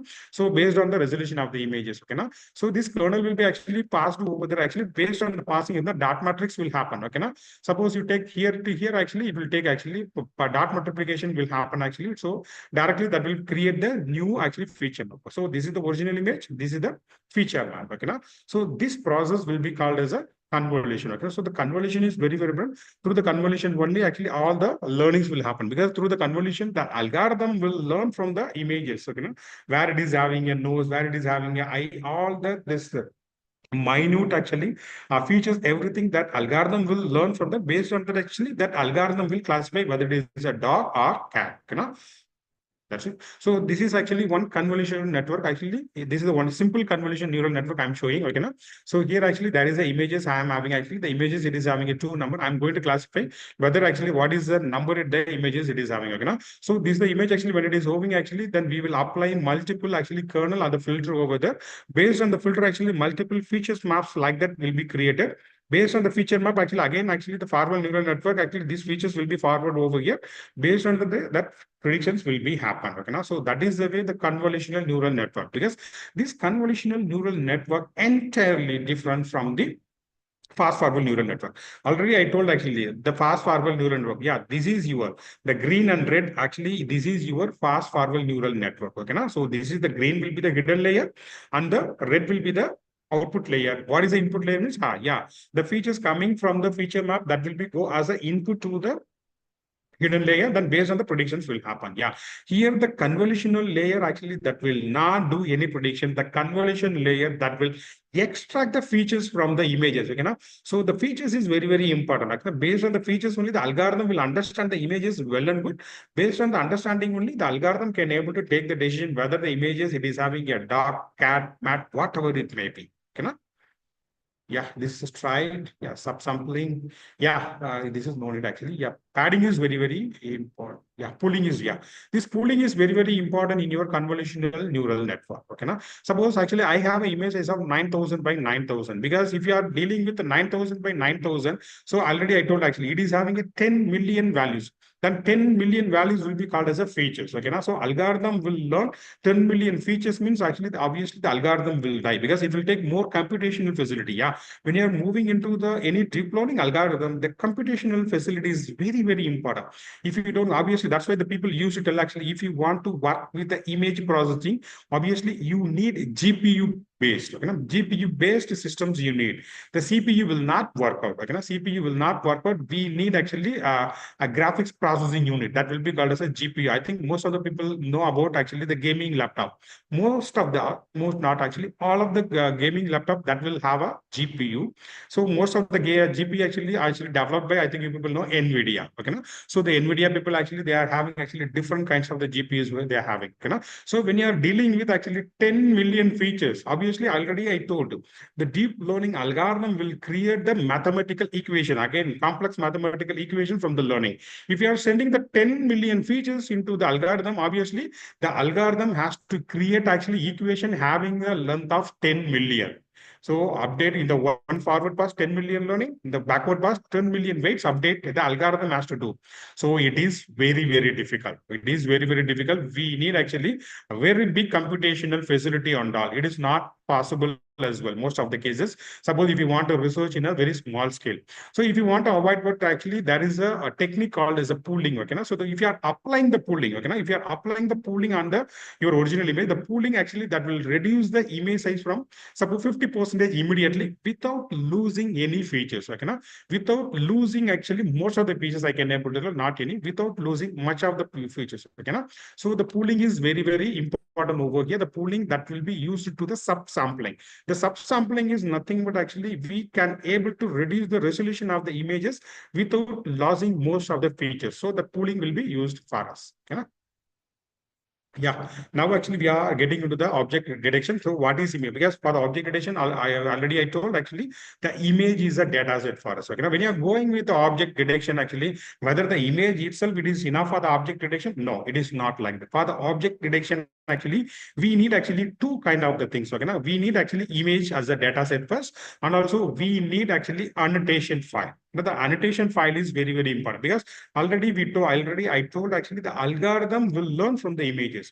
So when the algorithm is learning from the images, actually, obviously the object detection, it is a supervised learning algorithm. So when the algorithm is learning, okay, now for that actually we have to give some references to compare. That is very, very important. Then only the algorithm actually, whether it is learned correct or not, we can able to check. Okay. So for the training, actually, we have to provide image along with the annotation file. Annotation file is nothing but actually, so in the particular image, actually, where is your object is available, that you have to mark it, that coordinate, okay, that number, that the mark coordinate, actually, you have to put it as a separate file. That will be called as a annotation file. Okay, so that annotation file is very, very important. So directly you cannot send the images, algorithm will learn. No, it will not learn. The algorithm is need actually images, and also it's need one annotation file also. Along with actually both file we have to send it. So from the image, actually the algorithm will learn, and also the learning will be compared with the annotation file.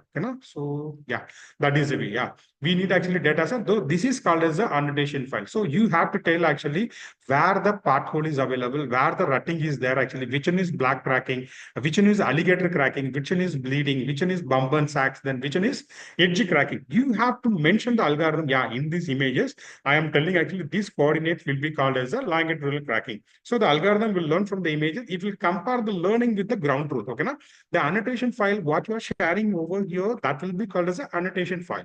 So the algorithm actually is compare the learning with the annotation file. So based on that, actually the algorithm will calculate the loss. Then based on the loss, actually again it will update the learning. That is very, very important. So for any object detection or the object segmentation, anything actually you have to have one data set file and also one actually annotation file you should have. So that is very, very important. And also your data set, the data quality of the data set, and also the quality of the each and every image is also very, very important when you are going for the predictions. So once you have actually have an image and also you have an annotation. Yeah. When you're going for the any supervised learning, I think most of the people, you people will know, then you have to actually divide the data set into training and also validation and also test. So you have to divide the data set into actually three categories. Suppose you have 100 images. You have 100 images. So out of 100 images, you should provide the 80% of the images, means 80 images for the training, because here the training is very, very important. So how much more actually your data sets you are providing for the algorithm will learn more. So for the validation, actually, you have to provide actually another 10%. For the validation, you have to give another 10%. For the testing, you have to provide another 10%. Am I audible? Yes, sir. Yes, sir. Yeah. Yes, sir. Yeah. Yes, Thank you. sir. Thank you. Thank you. Because the power gone here. That So, Ganesh, yeah. excuse me, sir. You have to provide actually a image as a data set and also annotation file. Excuse me, sir. That Ganesh. yeah, sure. Sir, Yeah, audible, please. Hello? No, sir, how much continue, time sir. is Continue. required further? Sir, how much time is you required, sir, further? Yeah, directly I will go to the program because it will take more time to actually complete. Directly I will take one YOLO, then I will show them. Okay, 2 minutes I will go to the coding. Coding 5 minutes, Okay, it's sir. more enough for me. Then I will show everything for them. I will share the Python file also with them. That will be very easy for them. Yeah, 2 minutes I will close it. Not more than 10 minutes I will close it. Yeah, this is the data set you have to provide. Yeah, with respect to object detections algorithm, segmentation algorithm, we have different kinds of algorithm. So initially that RCNN came into the market, region proposed neural networks. Okay, so that is came into the market. So in the RCNN, actually we have a 3 variants. That last one is faster RCNN, then followed by we have a SST and also we have a YOLO. Obviously, though we are having an N number of algorithm into the market, obviously the YOLO is the actually very big competitor with everyone, because YOLO is very, very easy. So we people are thinking that actually the coding is very, very difficult for the object detection and segmentation. With respect to object detection and segmentation, obviously the data preparation is very, very difficult. Yeah, not very, very difficult. You have to spend much of time. But when you're going with the coding, then you will laugh. Sorry to say that. You will laugh actually. Only 3 lines of coding actually. In the 3 lines coding also, you have to change actually only 2 things. The problem will be resolved. Then your research, everything is over. Because previously we thought that actually object detection, actually they done this work, that work, they have done much of the codings and all. Nothing. I will show the coding now. Actually, then you will think. Okay. So first I will show the data set actually what I'm having, because I cannot able to run if I'm running actually, because since my data set is very big, it will make more time. I will show the data set and show the coding as well. That you through that actually you can able to understand. Yeah, I'm stop sharing. Okay. The screen is visible. Our presentation will be visible. Presentation, sir. Yeah, I'm sharing. Stop sharing.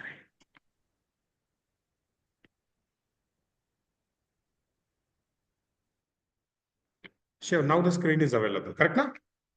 Yeah. Yes, sir. Yeah. Today, Yes, sir. I'm going to show only YOLO algorithm. Actually, YOLO is nothing but actually we people know actually you only look once algorithm.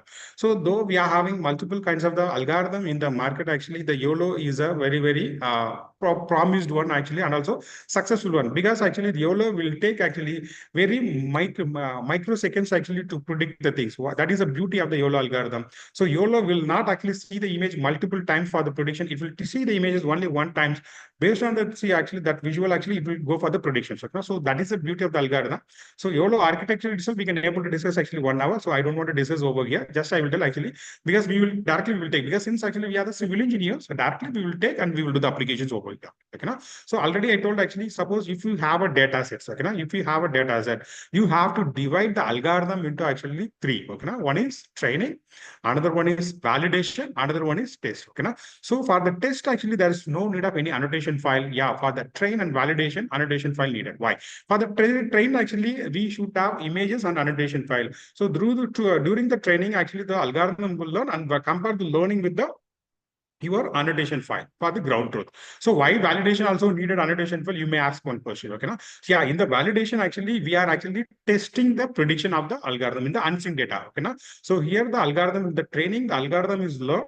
So in the validation, actually, we are evaluating the learning of the algorithm. So here, actually, how you evaluate actually, suppose you have given one image, it is predicted as a dark. Whether it is a prediction is correct or not, again, it has to compare with the ground truth only. Okay, so based on that only, we can able to go with actually, I think you people know, if he is because this object detection is a classification problem, we have actually multiple kind of evaluation matrix, like we have a recall, we have a precision, we have a F1 score, we have a confusion matrix, and everything we have to prepare. Okay, so far how my algorithm is performing, we should have some metrics. If you want to evaluate the metrics, actually we should give some annotation file also. Okay, so I'm opening my annotation file. In that, actually I have given image as a data set here actually, and also I am having a label as an annotation file. So in that image, actually I have a multiple images over here. Okay, so this is my simple images I have taken, and also I have done some my mosaic augmentation also, that we will discuss some in some other FDPs. Okay, so I have images here. Actually, I have the labels. Okay, so for the YOLO file, actually, then you have to create the individual actually notepad annotation file you have to create. For this, actually, we have actually n number of online tools available. You can use actually RoboFlow. You can use actually Make Sense AI. So this kind of the platform is available. Directly, you can go and actually create the annotation. But if you are going with actually online platform, obviously your data set will become actually open for all, because you have to register the data set with that platform. So when you are registering the data set with the platform, obviously it will become actually open for all. Like actually today, we people actually downloading the data set from the Gaggle and HitGov. Okay, now with respect to actually convolutional neural network, computer vision, actually the very big actually data set repository is RoboFlow. When you're going with the RoboFlow for the annotation, obviously you have to register the data set. When you're registering the data set, actually anybody can download the data set, anybody can use it. Okay, now in the same way, Make Sense AI, if you don't want actually that kind of things, there is a one more tool we are having that will be called as a label IMG. That label IMG you can able to utilize it. Okay, now so this is the annotation file I am having. It is a simple actually notepad file. Here actually I told actually this is my class, that where the coordinates, where this in this coordinate actually the particular class is available, like alligator cracking or login cracking, it is available. I have mentioned over here. So this problem, it is having only 3 classes: 0 class, 1 class, and second class. So each and every class will have a naming also, that we will put it in the YML file separately. Okay, now so that training also should have annotation and labels. Validation also should have images and labels. Yeah.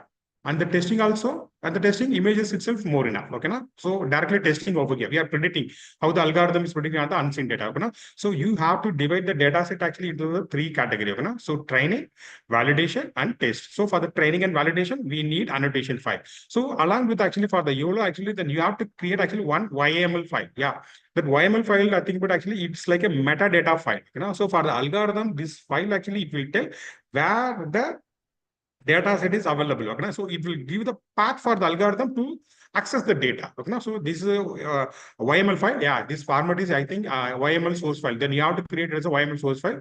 If you are opening this YML source file now, open with Notepad. I'm opening over here. So here actually you have to give the training, where my training data set is available. You have to give the path. Where my validation available, that you have to give the path over here. Where my test is available, you have to give the path over here. Number of class. Okay, now. Sorry. Yeah, number of classes is equal to 3. See, you should not change this annotation. Okay, now NC only have to give it. You should not change anything. And also you have to give the names. Okay, now. So what annotation that follow you have to know? 0 means potholes, 1 means alligator cracking, and 2 means horizontal and vertical crack. Okay, now. So this is actually you have to mention for the algorithm. You have to make it as a YML file. See, YML file nothing but it's a notepad file. Actually, when you are saving the file, then you have to save it as a YML file. That's it. Okay, now. So once it is over, yeah, your data set, everything is ready. Now actually we can move it to the coding part. So coding part, actually, you should not think in a different way. I'm stop sharing. I'm moving into the coding.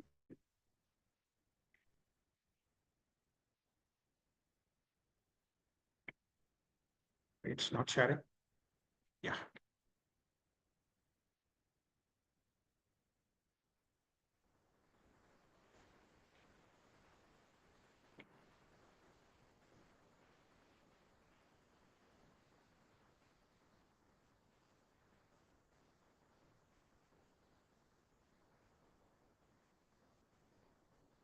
Coding is visible? Yes, sir. Yes, Visible, sir. sir. Yeah. Yeah, it's a very simple line of coding only, because you no need to write actually a number of lines of coding over here. Only single line coding is much enough over here. Okay, na? So this is also you can able to achieve multiple line coding also. This is the simple way of coding actually we people have created over here. Okay, na?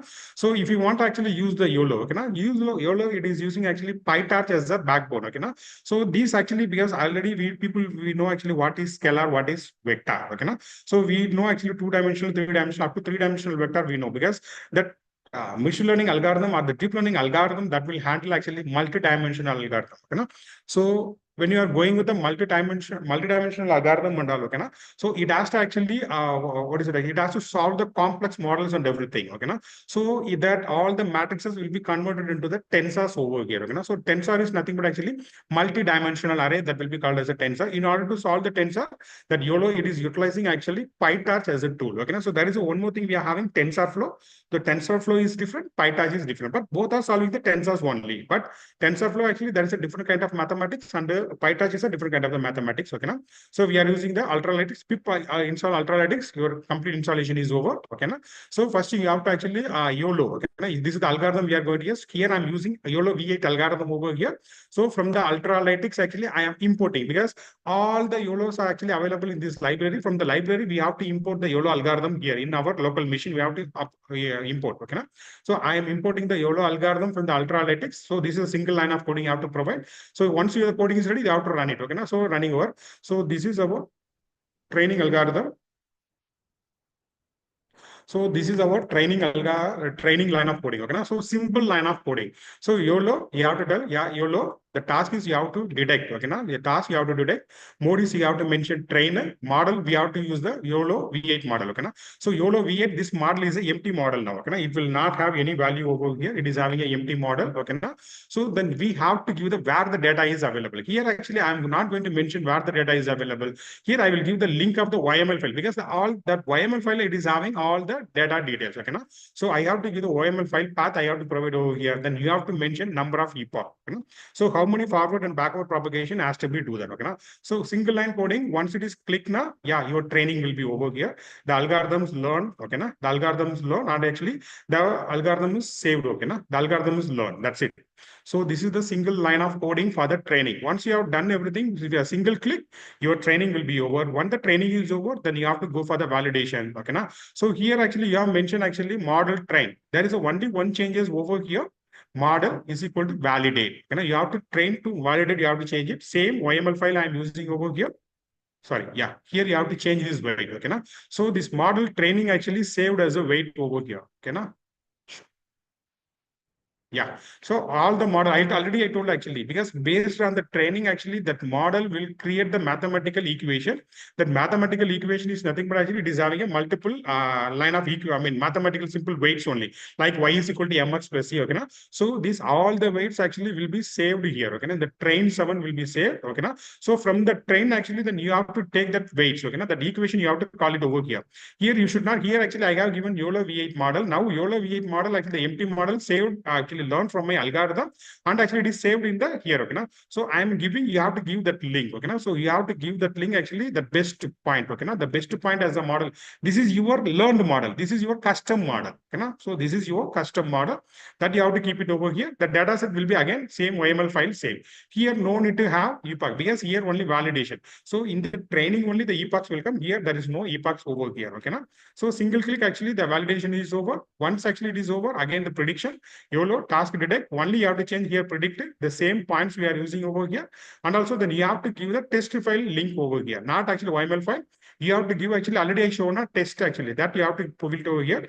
Your testing everything is over. Now your process project is over. Only 3 line of coding. You can complete actually all the training, validation and testing. Okay, now suppose I can able to run, but it will take much of time as well. So still already we are running out of time. So that's why I don't want to take much time. So YOLO is very, very simple. If you use actually YOLO V11 also the same concept only, there is no much difference. Okay, na? So here I have used the segmentation. If you want object detections also, yeah, you can able to use. So only the difference between actually this object segmentation and the your detection will be only the annotation file. That is the only differences we are having over. So this is the simple line of coding. If it is possible, actually after completion with a confirmation from the FDP people, actually then I will share this coding also available with you. So I'm doing the stop sharing over here. If you have any queries, we can ask now.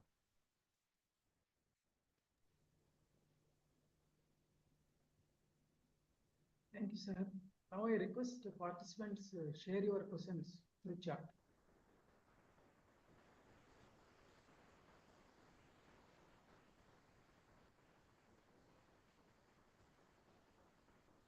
Any questions from participants?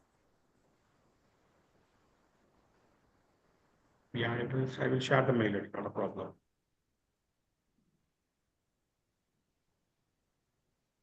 Chat box. Messages are there. Yeah.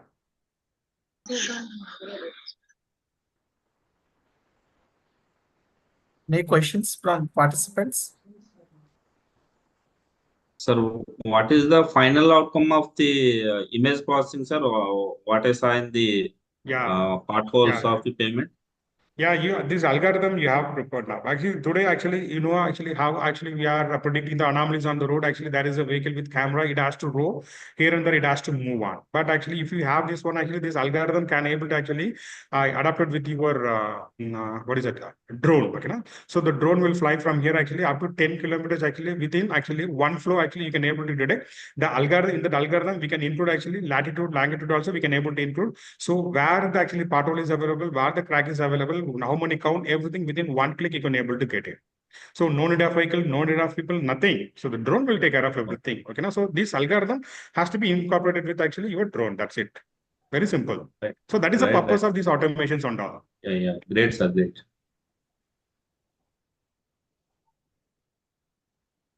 Any questions from anyone? Ramara sir? So, If not, sir. sir, if not, shall we close the session? Just Sure, sir, please. a few Okay, sir, there are no questions. Once again, Yeah. thank you, sir, for Thank you. insightful presentation. And I think most of the participants have got some insights into the topic. So with this, actually, we are closing the session. And if you have any questions, you can message us. We will share the second speaker mail ID also. Tomorrow, we will start the session sharply at 2 o'clock. Because of little bit delay today, because of inauguration. But tomorrow we'll start at 2 o'clock and close by 4 o'clock. And feedback links will be shared through your mail IDs. And if anyone have not got any information or registration number, also will be shared by today evening. If you have any questions, then you can contact me. My mail ID is already there in the brochure. Okay, sir. Once again, thank you so much, sir, for your presentation. Yeah, sir. Thank you very much. Thank you very much. Yeah. I'm leaving the meeting. Yeah. Sir, one Okay, question. then we'll close the session. Yeah. Sir, Dr. Ganesh, one question. Yeah, is, please, sir. One of the questions, the differences between ANN Backside. and CNN.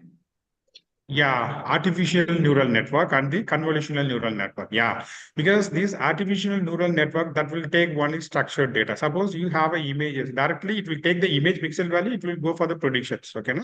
But with the convolutional neural network, actually, it will predict the features, actually, high resolution features from the images based on the high resolution features. Actually, it will go for the prediction. That is a much difference between the ANN and the CNN.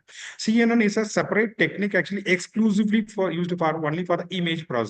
Artificial neural network, actually, you can go for concrete strength prediction, anything you can able to do, but it is go with the structured data also, not a problem. But convolutional neural network, if you want to go for the higher end predictions, and also you have an image, I told actually, your 60 megapixel, it is having a 60 million pixels value.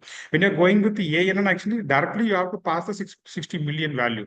If you are sending the 60 million, you think about the computational facility. The equation like y is equal to mx plus e, the light was actually 60 million m will be there. So you think about the prediction, the equation length, that system actually will die. We need more computation facility. In order to resolve that issue, only the CNN came. The CNN, what it would actually, it will take actually, create actually much of the features and will reduce the feature size into from 60 million to actually 6,000 or 7,000. So that there will be multiple time of actually decrease will happen. The 6,000 will go for the prediction. So your computation facility will be decreased much. That is the beauty of the CNN. Any other questions? Yeah. Hello, sir. My name is Rajiv Kumar. Please, sir. Yeah, sir. What is the actual meaning of training data set and revision data set? What is the what? Come again? Actually, sir, first of all, we have to train the data, and after that, test the data, and then validate. Yeah. So Yeah. I'm asking about the testing data set and validation data set. Yeah. What is the actual meaning? Again, I'm telling actually. Yeah, the training, validation, and testing we are having. In most of the cases, we will go with actually only training and your testing. Okay, training and testing. There will not be validation over there. Okay, na? Suppose in actually with respect to any deep learning algorithm, okay, na, that data leakage is very, very important. Okay, na? Data leakage. Suppose if you want to evaluate the algorithm directly on the test data set, okay, na, test data set, when you are going for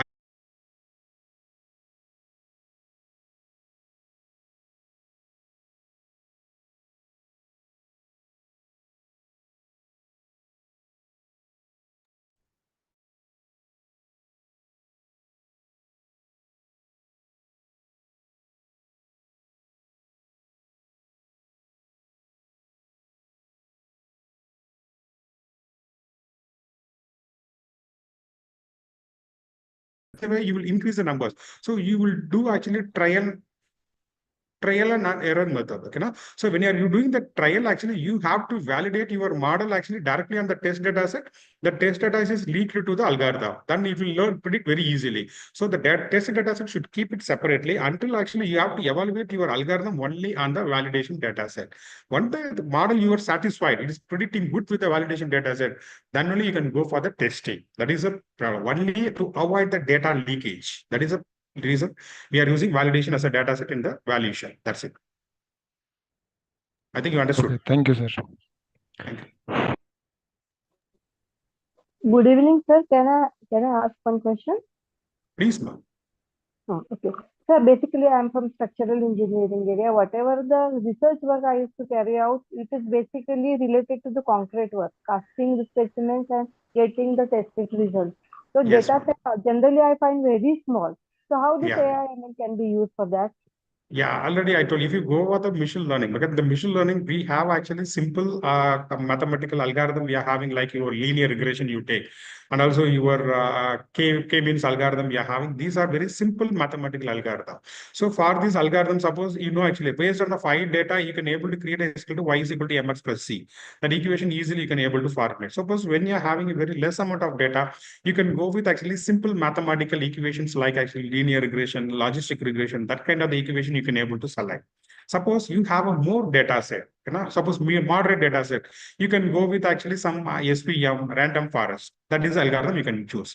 And also whatever data you're having, very minimal data you have, from the data again, you can able to create the synthetic data as well.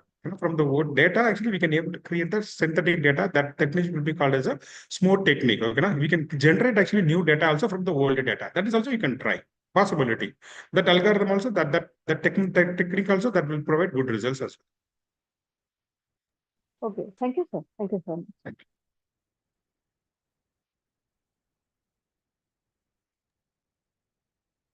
Any questions from the participants? If not, we'll close the session.